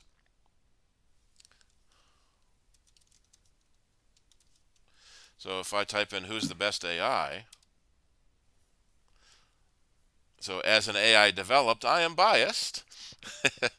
And so here, it talks about Watson. So right now, we're at a point where it isn't really intelligent. It's able to regurgitate information it's been trained very quickly and in a human-like appearance. So there used to be something called the Turing test. that in the early days of artificial intelligence work, that if you could sit down at a terminal and ask questions of the other end and not know whether it's a person or a computer, then it was said to have passed the Turing test. And we're at that point now that these things have passed the Turing test, unless you absolutely know it's already an AI, because of the way it's formatting the answers. That this is easily could be someone, although how fast it types is another question. So what about Google Bard? So Google has Google Assistant. We can ask about Google Bard. This was another limitation of ChatGPT. Their knowledge was cut off in September of 2021. So Google Bard is newer than that, although all the companies, Apple, Google, Microsoft, have been working on these AI systems and machine learning systems probably for decades. And when OpenAI announced ChatGPT 3, most of the other companies said, oh, wait a minute, we do that too. And so Google is going to call theirs Bard. What is getting a little more concerning is programs like DALL-E, which is a painting generator. So let me say painting of Steve Jobs holding an iPhone.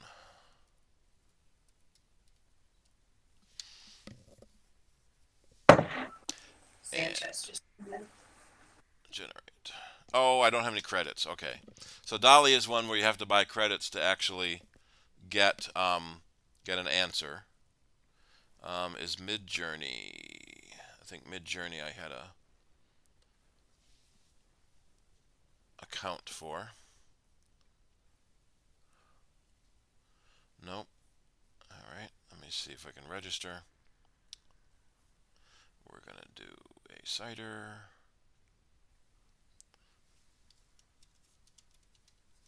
And we're going to use a password.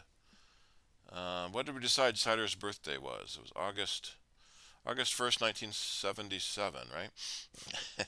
Or was it 78 when we decided CIDER was born?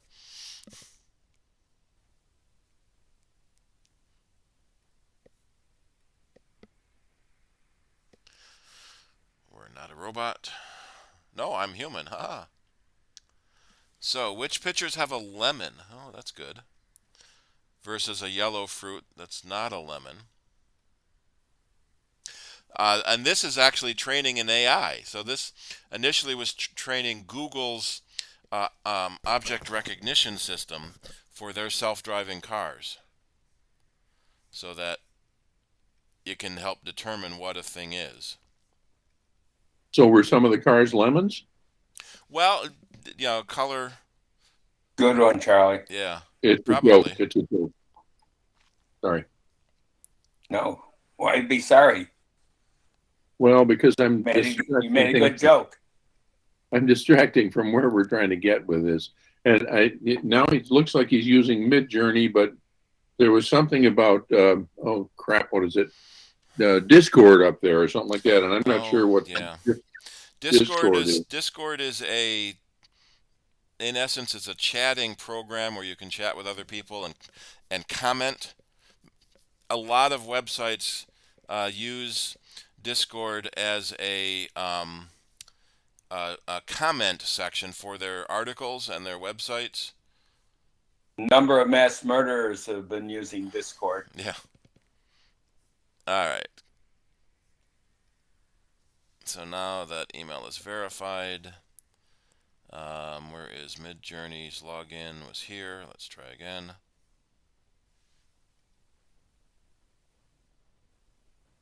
See, not all of these are free. Some of them you have to pay. What is Midjourney and why are we trying to get there? It's an AI system for creating artwork. Very similar to DALL-E. DALL-E is from the OpenAI forum the same as ChatGPT. DALL-E is Midjourney is another company. When you generate an image, it will appear there. I thought I had this all set up so I could just log in. $8 a month. No, I don't want to pay. There was a way to do it for free.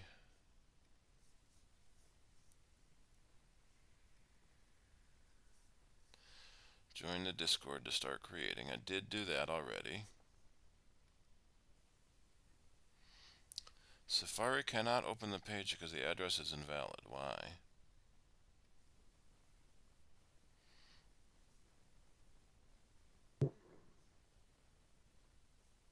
Alright, so... I have a personal Discord account. That's why. Now let's see if that'll work. So I did the email from Discord. I'm going to go back to Midjourney. I don't care about any of this. Just let me in. So is Discord a little bit something like Discuss? Yeah. And like it's the comment sections at the end of videos or articles on websites or things like that. And rather than writing your own comment section for your own website, you can now use something like Discord.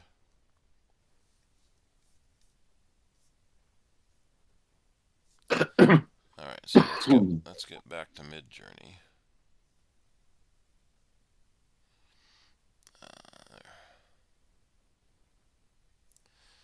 Home. I did join Discord. All right, that's not going to work. So we'll go to Google. Since we're not paying for any of the systems. Nope. So Midjourney and DALL-E got into a lot of trouble because of copyright. They basically trained their model on every work they could find, not just public domain works, but works on in art books, in museums. Let me see if this has more. Does it say how many are in it? No, just lots and lots and lots and lots. So when you ask it to create a painting, so basically you give it a sentence, like I had said, show me a picture of Steve Jobs holding an iPhone.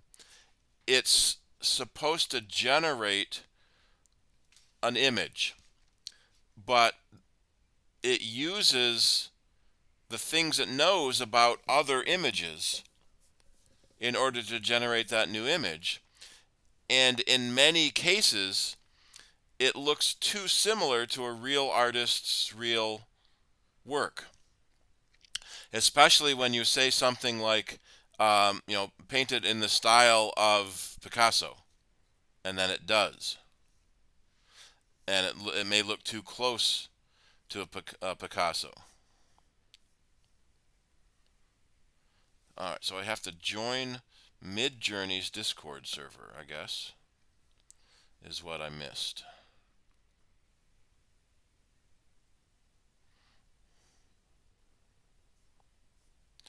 Accept the invite. So there's 15 million members and 1 million people online at the moment. Maybe it doesn't work in Safari, and I have to use Chrome.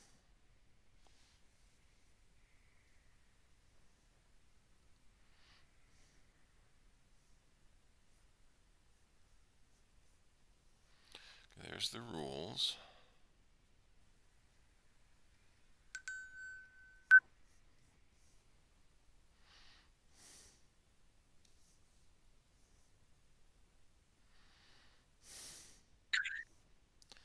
I'm already doing that.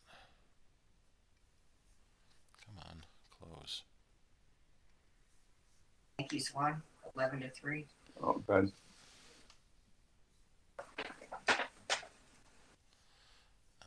I just got to get down far enough into the right place to find the actual prompt.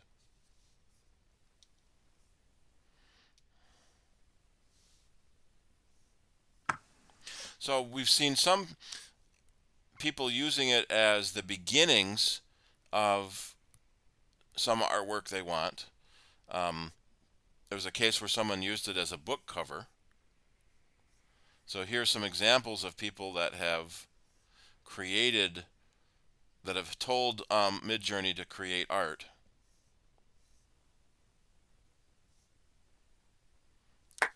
And I don't want that channel either. So is that banging at me that I don't know why it didn't remember everything I already set up for it.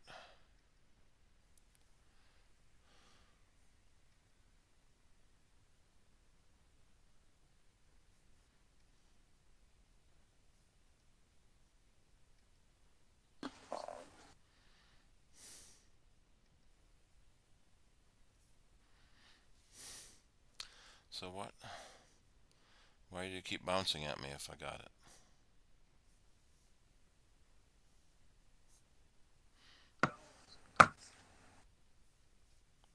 Alright, let's just... Alright, we talked about Watson in Jeopardy, dinner, so Bard. Yeah, Bard, you have to join their beta team. So a lot of this stuff is only available in beta, but enough of it is out that people are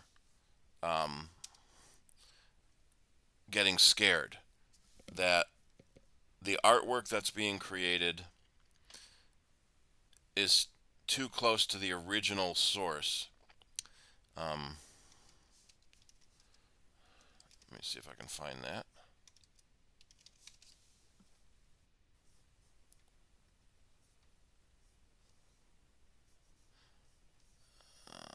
Yeah. So because, yeah, all right, they stopped free trials. It was being abused. That's why I can't get in anymore.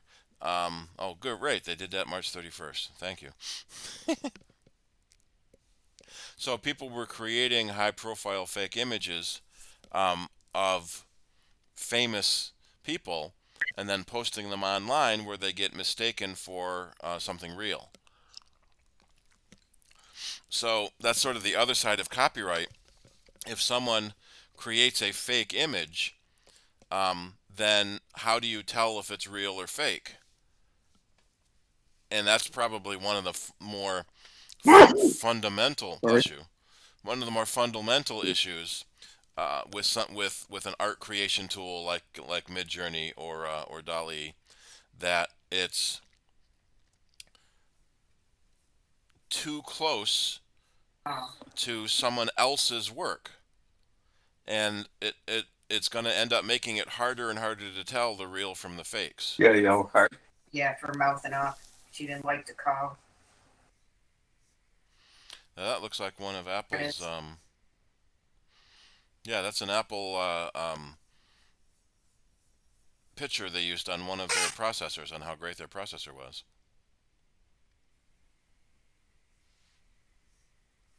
So did Apple get it from them, or did they get it from Apple? And if you start with someone else's work, how much do you have to change before it becomes your work? So let's say write a paper on the, let's see, ramifications of digital art generators. This is good. Like Midjourney. Let's see what one AI says about another AI. There you go. Here comes a paper that you could just turn in. Here's your abstract, your introduction.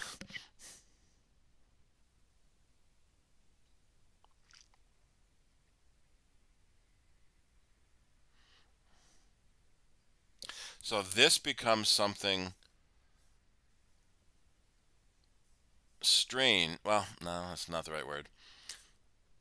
this was created by an algorithm. We don't know the copyright implications of it. That can an algorithm create a copyrightable work? And right now, the short answer is no, but we'll see what happens later. But all of this text came from some other source. So it's like you write a paper in school, you read the encyclopedia and then write it in your own words. When you're talking about something fact-based, it's very hard to write, Apollo 11 landed on the moon July 29, 1969. How else can you write that in a paper that isn't exactly the way it's written in the source material? And so because these things are generating a text in the case of a ChatGPT or graphics in the case of DALL-E, what is real and what is not real becomes a bigger question. There was a digital art contest recently, and the winner of the contest created the artwork with an AI, Midjourney. And so there was all this controversy about he shouldn't be allowed to enter computer-generated art, but the whole thing was a digital art contest, fine arts competition. He didn't paint the strokes himself. He had an algorithm do it. And this is technically an original work, and it's a digital art. So why shouldn't it be able to win in a digital art contest? Although it was just Colorado State Fair. And so that becomes another controversy. So the fear of what is coming versus the controversies of what we already have, it's going to be interesting. Well, yeah, may you live in interesting times. It's going to be interesting to see what happens in the next few years. But I don't think we're going to end up with anything that even approaches real artificial intelligence for a very long time. We almost can't define what human intelligence is. And we can't point to the thing that creates intelligence. Our brain has neurons that pass information, but we don't know where intelligence is. So it's really crazy. Has anyone else had the opportunity to play with some of these AI tools?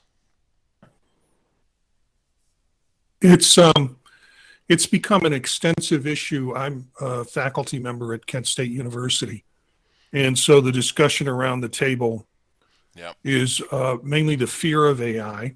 I think one of the problems that faculty want to do is the horses are already out of the barn, and they're trying to figure out how to get them back in the barn. And there are ChatGPT checkers that you can run, but actually they're not that accurate. I've run through some material that I just directly copied and pasted to run it through a checker, and it turned out that it said, no, this is 100% human generated. It's not AI generated. So the thing the AI generates came from a human, so that's the tricky bit. Yeah. And so yeah, it's not that accurate. I mean, it's not that easy to try and get a handle on this or try and close the doors on the barn. I think it raises a larger question in education. I wrote lots of term papers during my life. I don't know how well they served me until I had to write at an academic standpoint. And that's a different kind of writing, and it's a different kind of evaluation. And a lot of the material that we produce as workers can be produced pretty quickly through AI and corrected if it needs to be corrected versus generating it themselves. So I think the dilemma with teaching is, do we teach students how to use 1950 methods for writing in 2020? Or are we going to teach them tools that can be used for their future writing and not kind of stick in the framework that the way that we learned what writing was about and how it was? So I've been playing with Chat GPT. I've been playing with, I put one in the chat, Photo Leap, which is similar to Midjourney. And in a bunch of these, as it turns out, I'll be speaking at MacStock on this come July. So I'm trying to get as much background in it. And I've got a presentation I'm doing at a conference in, it's a virtual presentation in Turkey about AI and its impact in my field. So yeah, this is coming up for me a lot lately. What is your field? What do you teach? I teach counseling, and we have a master's in clinical counseling, a master's in school counseling, a master's in rehab counseling, and a doctoral program to make more professors to teach counseling. So yeah, we put out quite a few doctoral students that go out to other places. I think we had one at Syracuse for a while. So yeah. And so, my field is not necessarily tech savvy. So this is a big, scary monster to them. Yeah, anytime something new comes along, it always upsets the status quo and scares someone that might get replaced.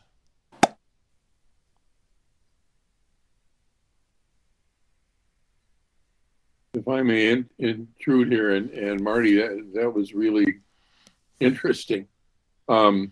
What's crossed my mind is we've been through a period when people who did, let's say, physical assembly line work were replaced by robots. And now they're talking about the danger that AI poses for people who are essentially white collar workers who, have been cranking out corporate whatever stuff for decades now and are farther up the pay chain probably. And this could really threaten a lot of jobs. Well, I think the jobs become different, like they did in the factories. The jobs became different when automation stepped in, and I think the jobs become different in education and what people will be using when they get out. I wrote a commercial for a fake commercial for a counseling center using Chat GPT, and I just typed in, write a 60-second commercial copy for Gensia's counseling service. And it generated a commercial copy for me.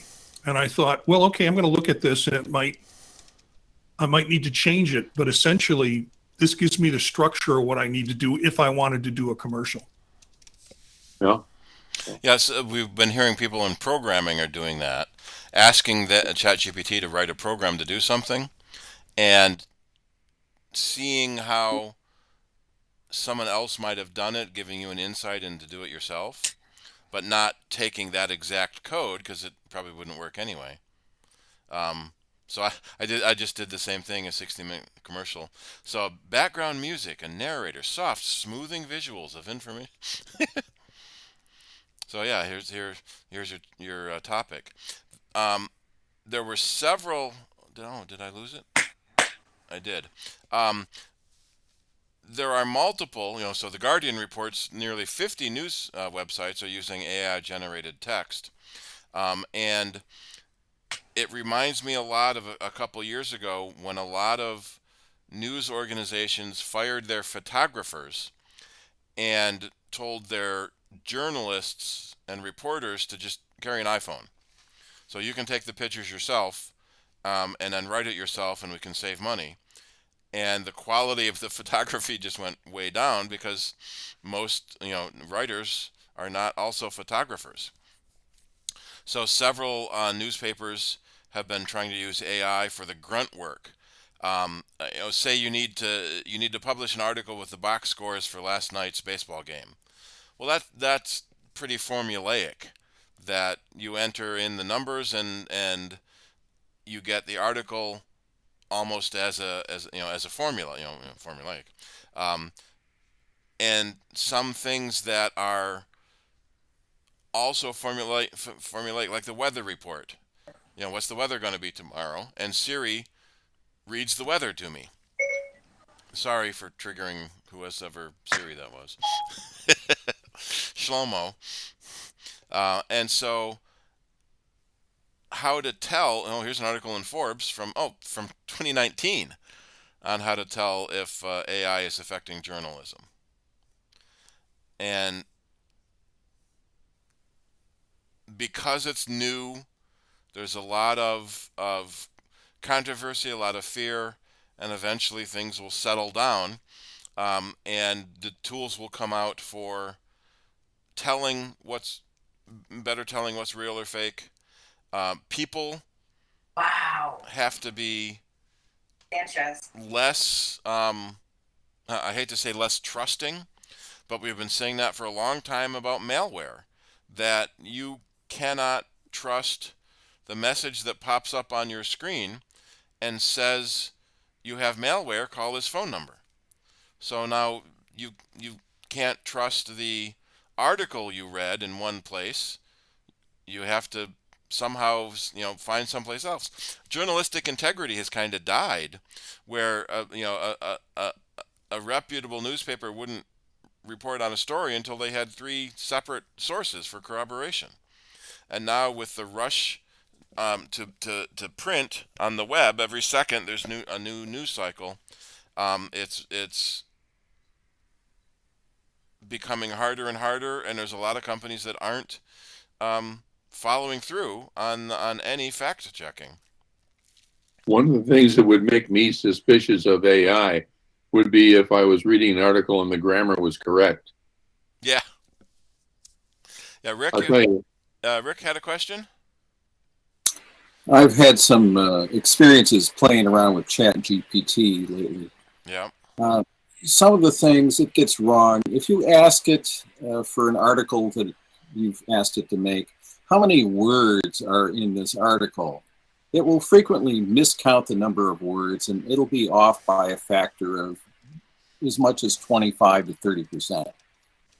And when you ask it, when you correct it and you say, oh, my count was this, then it says, oh, I'm sorry. Yeah, you're absolutely right.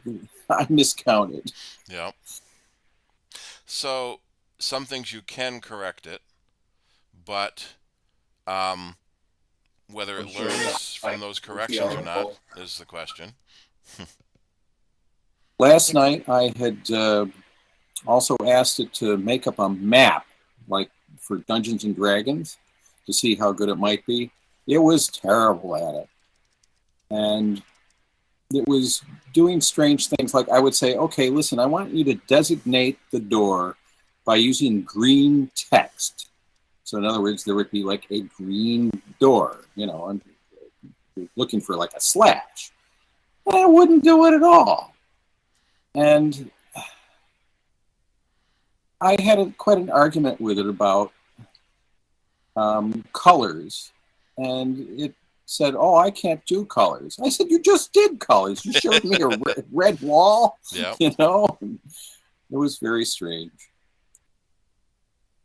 Also, at one point, I said, okay, can you play a game with me, D&D, and you be the dungeon master? And said, oh, yeah, I can do that. So we started to play, and I had it generate a couple characters for me, and I did a couple of answers and questions with it, and it looked like things were going all right. And then I said, okay, well, we need to go back to town. We've got to meet some other characters that we can bring along with us. And we need a wizard. And so it introduced a wizard. And I said, okay, so we're going to go back to the dungeon now and try some other rooms. So we went back, and it started talking about a couple of characters that were the same class, like I had a fighter and a cleric, but they were brand new characters with different names. Suddenly I was working with Thorin the Dwarf. It doesn't remember what it did before. That's right. And when I questioned about it, I said, what happened to the other characters? It said, oh, I'm just a poor AI. I don't know what I'm doing. I can't remember anything. Yeah. So Rick, from War Games, Rick sounds like he's, yeah. I was going to say, Rick sounds like he's found a nice new friend. Yeah. With Chat GPT. Well, I picked from War Games. How about a nice game of chess? Certainly, Yeah. I'd be happy to play a game of chess with you. Let's begin. Yeah, chess it will probably do a good job with. Probably beat the crap out of you. One of the concerns in my field, and I sit on the board for the American Counseling Association. They've asked me to sit on a committee regarding AI, and the practitioners, the people who are out practicing counseling, are really scared of AI. And then there have been some scenarios where people have formed relationships with AI, and AI has encouraged them to kill themselves. So it's gotten even more scary for folks and for our practitioners. So ACA is going to try and launch something to try and get some sense out about it, and also some protective measures for clients and counselors. There have been some interesting advances in robot companions coming out of Japan. Realistic face and responses tied in now with AI. Nope, that's not what I wanted. There's been several cases I've read about where here's a fun robot. Don't give them a human face, because UKG, whatever then that you can is. be a it's easier to enslave a robot if it doesn't have a human face, which is a common trope in science fiction. But there have been several cases of people who married a video game player, divorced their wife because they fell in love with a character in a video game. How long ago was that? 10 years ago? More than 10 years ago? There have been cases where people addicted to video games have, in essence, let their kids starve to death because they wouldn't get up and make food. So you should look up hallucinations that these AIs have. It's kind of an interesting topic. Do androids dream of electric sheep?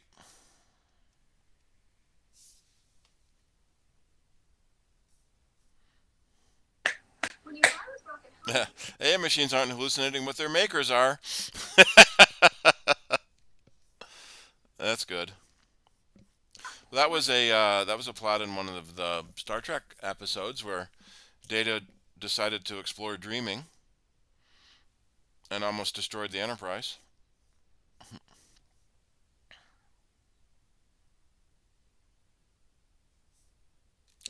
There was there is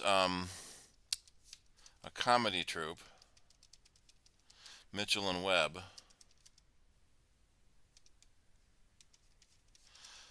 where they did, they went back to the beginnings of the Bronze Age.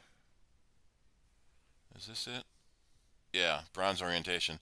And where they went to an arrow factory where one guy was chipping the flint to make arrowheads, and then another guy was putting the feathers on it. He was the Fletcher, and they were the bronze orientation were telling them about the new bronze arrowheads that everyone's going to start using now because it's so much better than flint. And the the Flint guy was all up in arms against this new technology. I was a flint chipper. My father was a flint chipper. His father was a flint chipper. Will always be good flint chipper. No. This new technology. You'll be dead because bronze is so much better. This new technology is so much better. So it's a pretty funny sketch. In fact, Mitchell and Webb were the a British version of "I'm a Mac, I'm a PC." If you remember those commercials with Justin Long and Jonathan, oh shoot, what's his name in America? John Hodges.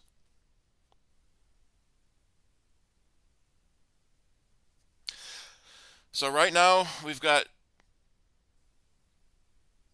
AI to play with, and it's starting to show up in the real world with AI generated artwork and AI generated newscasting. So we're in for a strange ride as we move into whatever's next. Did you see the video of Will Smith eating meatballs that was created by the AI? No. Well, was it from the from Hancock? Because there was a big episode, 2 or 3 big scenes in Hancock with meatballs. That was made quite a few years ago. Yeah.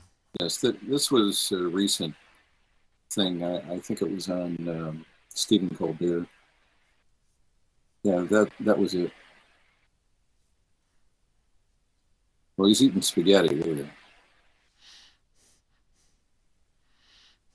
Yeah, there's something weird on his forehead. Well, you look at it and you know that it's not quite right. Yeah. Now Well, remember when we call that the uncanny valley, where something is wrong. This is definitely not a person. What was the evolutionary impetus for the uncanny valley? Something that looked human but wasn't. Why do we have this thing where if it looks human and isn't, we're kind of inherently scared of it? I think the one I saw showed Will Smith, his head was on the plate and somehow poking up through it, and he was eating the meatballs that were on the plate. His head was rotating around to get it. Well, do you remember like years ago when they made this animated movie, Final Fantasy? And there was a big controversy about making AI so good that you wouldn't need real actors because they would look so realistic.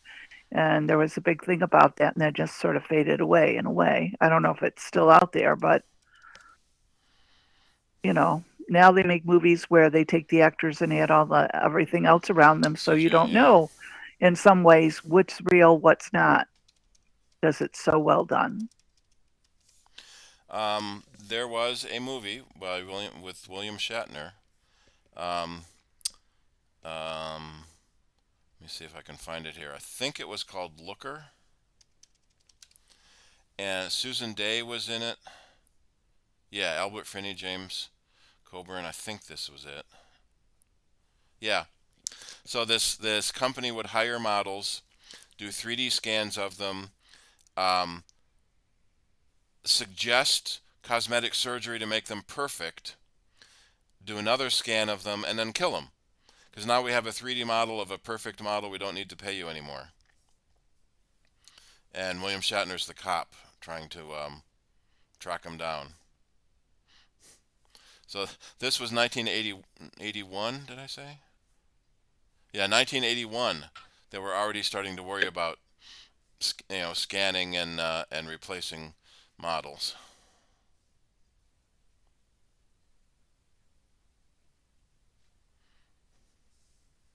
A lot of big stars in it. James Coburn, Susan Day. Oops. Albert Finney, wow. Yep. Katarina Witt. Dorian Harewood. And Michael Crichton.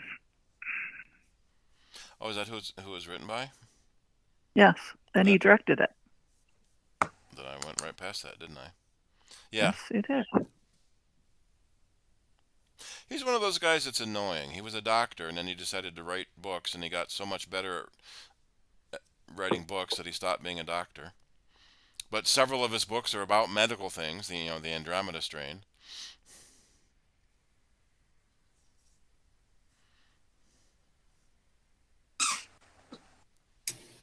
All right, well, anyone have any other comments on the dangers or potentials of AI? What was that website that you showed us last time, a while ago, about all the future AI tools? Oh, yeah. Is it futuretools.com or something like that?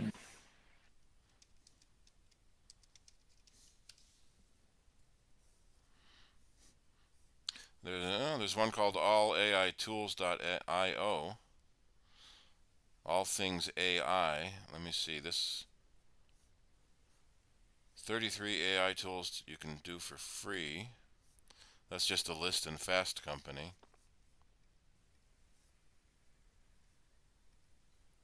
It's Future Tools IO, I believe. Ah, I that's think it. that's what I found, yeah. Yep, futuretools.io. That's in my history.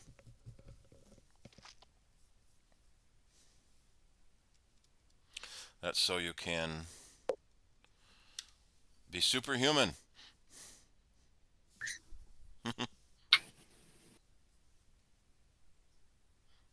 Okay, well,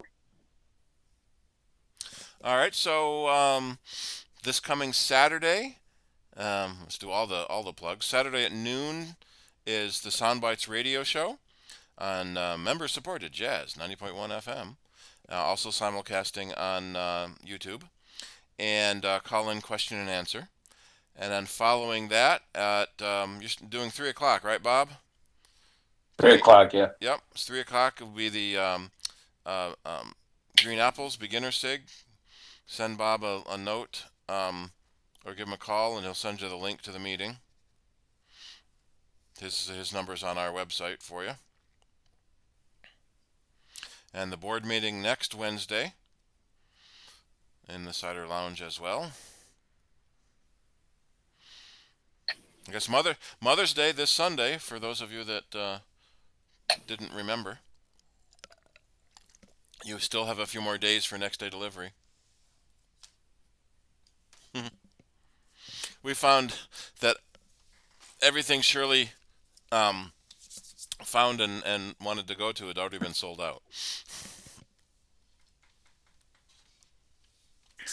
well, Mother's Day is like the #1 day of the year. Forget Christmas and a lot of other holidays. Mother's Day is the #1 holiday for going out to eat. Well, for going to restaurants. Yeah. It's like crowded like crazy. So we end up going the day before or the day after, depending on when it occurs, just to avoid the whole thing. I mean, it's not as important to me anymore with my grown kids as it was when they were littler, but after spending way too much time waiting, it just got to be, this is crazy, So we tentatively are planning to go to Genesee Country Museum. It's free for mothers on Sunday, and it's a neat place to go. And they were supposed to have a buffet, which we couldn't get into, but they are, and yeah, they do. And then there was also a at the planetarium was doing a Mother's Day buffet in the planetarium, which was interesting. And then there used to be one at Sonnenberg Gardens, and then you'd have like a Victorian Mother's Day brunch, and then you would have admission to the mansion. So it's just interesting what new things there's out there, and then the other things and Remember stuff. last year at Monroe's? Yes. So I see That was they're crazy. They're doing brunch this year. Brunch, and well, there is dinner, but it's not off the menu. It's a buffet. Well, my daughter's just left for the Dominican Republic, so I have no Mother's Day with her on Mother's Day. Oh. So we're going to do something when she comes back. And I was like, well, she's the one who picked it because she has expensive tastes. Well, that was such, the help walked out or didn't show up, Yeah, that whatever. was But they should have offered people a cocktail or a dessert or yeah. something, and instead they just didn't acknowledge the problem. No, I mean, I remember it was like hours we waited, hours. And then Yeah, the tables yeah. were jammed together. People, it was just like crazy in there.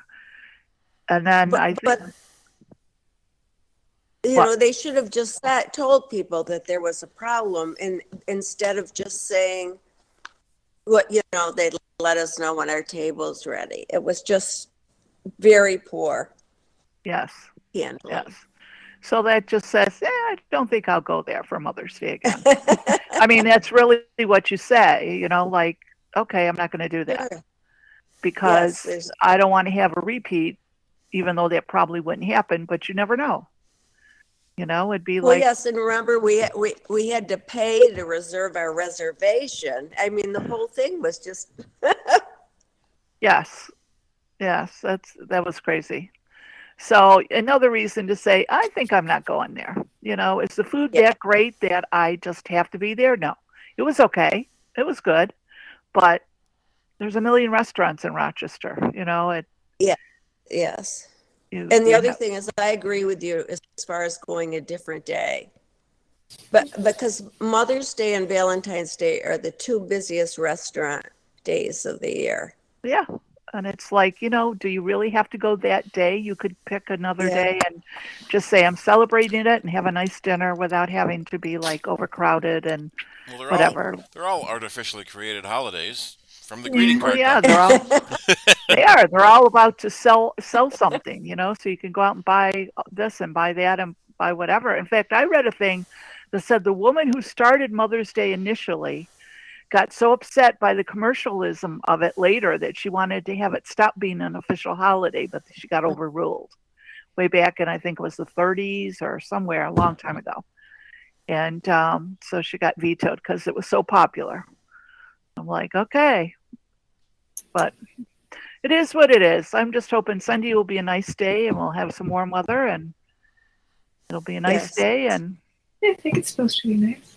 yep, I think our spell of warm weather is going to last for a few days before it changes again.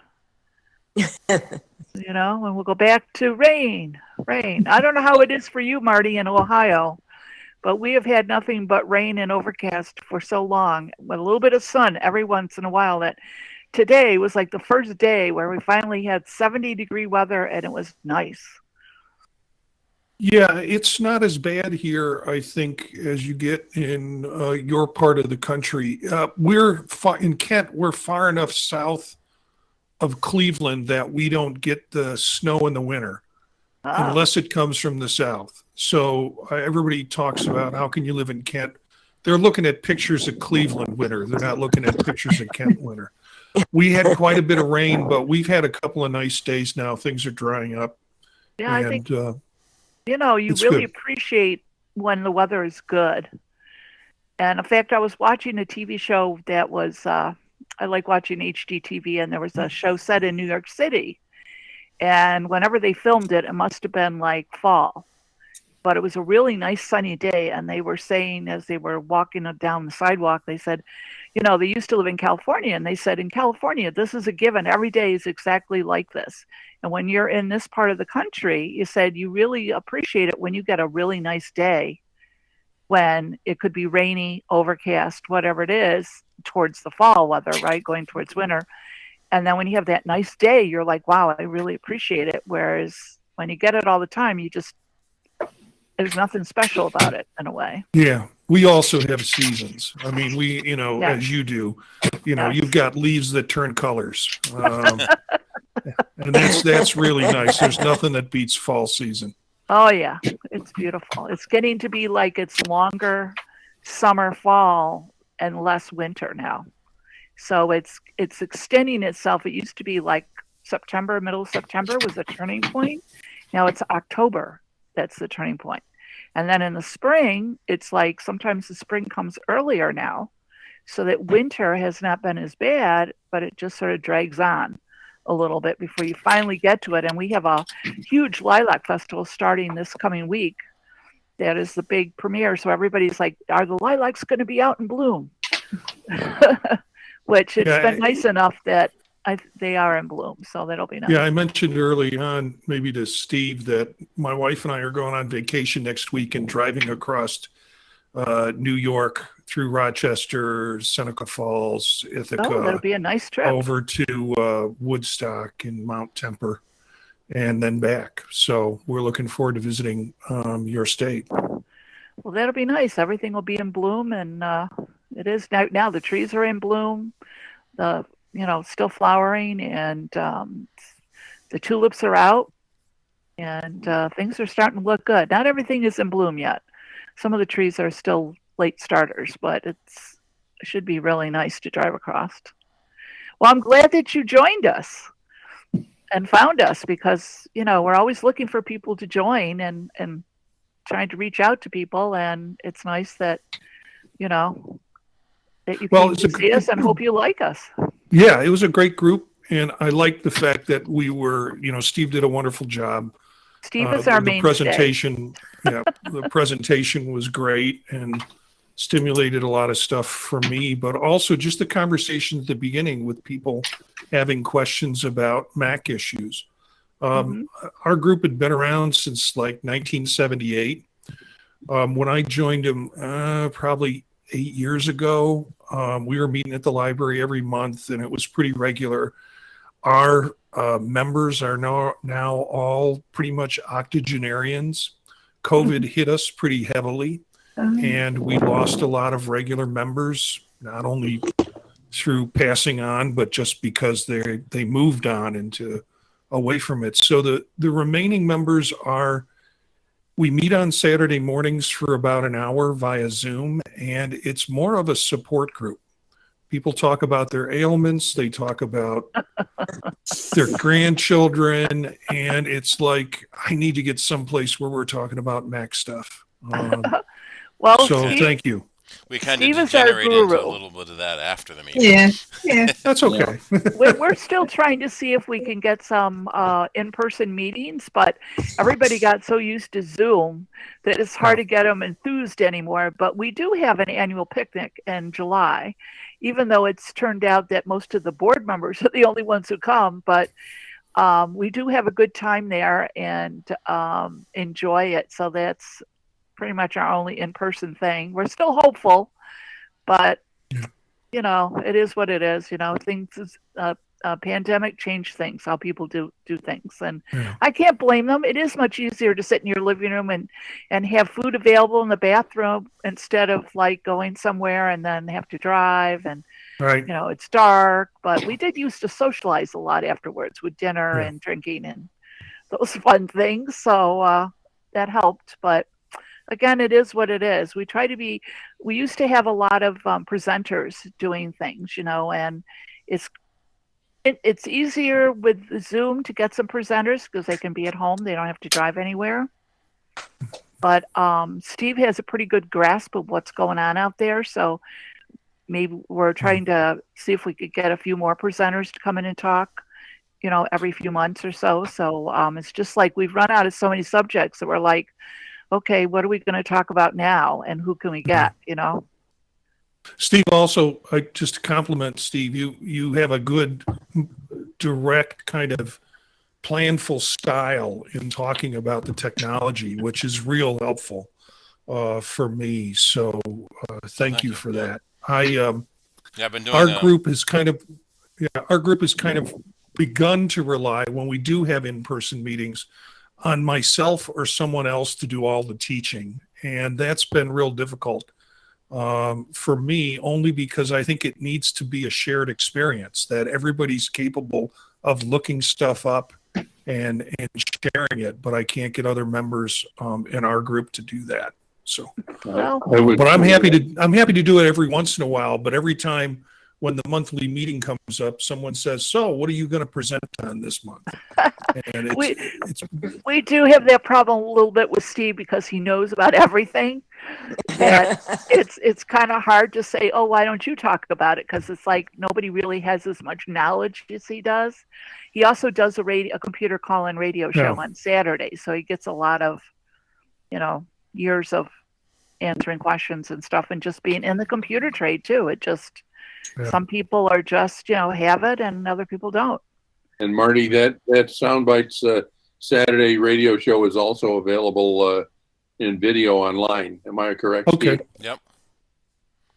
Yeah, I think I went to, I didn't know if I went to this. Yeah, I went to the Soundbites website while you were talking about it. So yeah. And that's very interesting. Most of it is pretty much, computer related call-in questions. They discuss a lot of stuff what's going on at the same time. Yeah. So that's pretty well. cool. I'm happy to join up, and as soon as I don't have to sign up my wife for it too. Yeah. So hopefully, Steve, you'll have that fixed, right? I'm editing it right now, and I don't see any location where you tell it how many items you have for stock, because I don't want it to track stock, because I don't need it to. Joint well, memberships. I might join anyways, even if you don't fix it. Yeah. But I mean, you can always send that old thing called a check. But I really believe supporting people for the work that they do. So, I'm very much about paying for membership and being part of it if I'm going to use it. So. Well, again, welcome, Marty. I mean, Welcome. we're Welcome. a pretty Thanks. welcoming club. So, and if you can, Well, maybe... this is a stack of psychopathology exams that I'm trying to create tonight. Oh, you can't see it. I'm sorry, my camera's off. This is what I've got in front of me tonight. So I'll continue to do that after the meeting. Well, glad that we could give you a little entertainment for the evening, anyways. The exams aren't doing it for me, by the way. Yeah. Yes. So, all right. Well, welcome, and again, we'll look forward to hearing from you again and joining us next month. And if you're interested, I guess we could say you could come to the board meeting, but it's as a guest. But mostly, we just talk about what we're going to do the next month. Which I'm sure you're familiar with, being in your club too. That it can get pretty boring. Sometimes we get don't a lot. tell them that. Jeez. I'll be there. But I know Be honest. I'll drop in on Saturday for the That'd Saturday. be interesting. We used to have it in person a lot more, where you brought your computer and you had questions and would go to Bob's house and everything. It's evolved a little bit into more Zoom, but it's still interesting when you've got problems and questions and stuff. Yeah. And everything. So, all right. Okay. Well, then I'm officially closing the club at 10:02. The meeting. So I guess I'll see some of you next week at the board meeting. See you next week, and so everybody enjoy tomorrow and the weekend and Mother's Day. Happy Mother's Day. Yes. All you mothers. Happy Mother's Day. Happy Mother's Day. And thank you, Steve. Yep. Thank you, Steve. Fixed her problem. Thank you, Steve. Thanks, Steve. Bye-bye. Bye-bye. All right. Good night, all. Cheerio. Good night.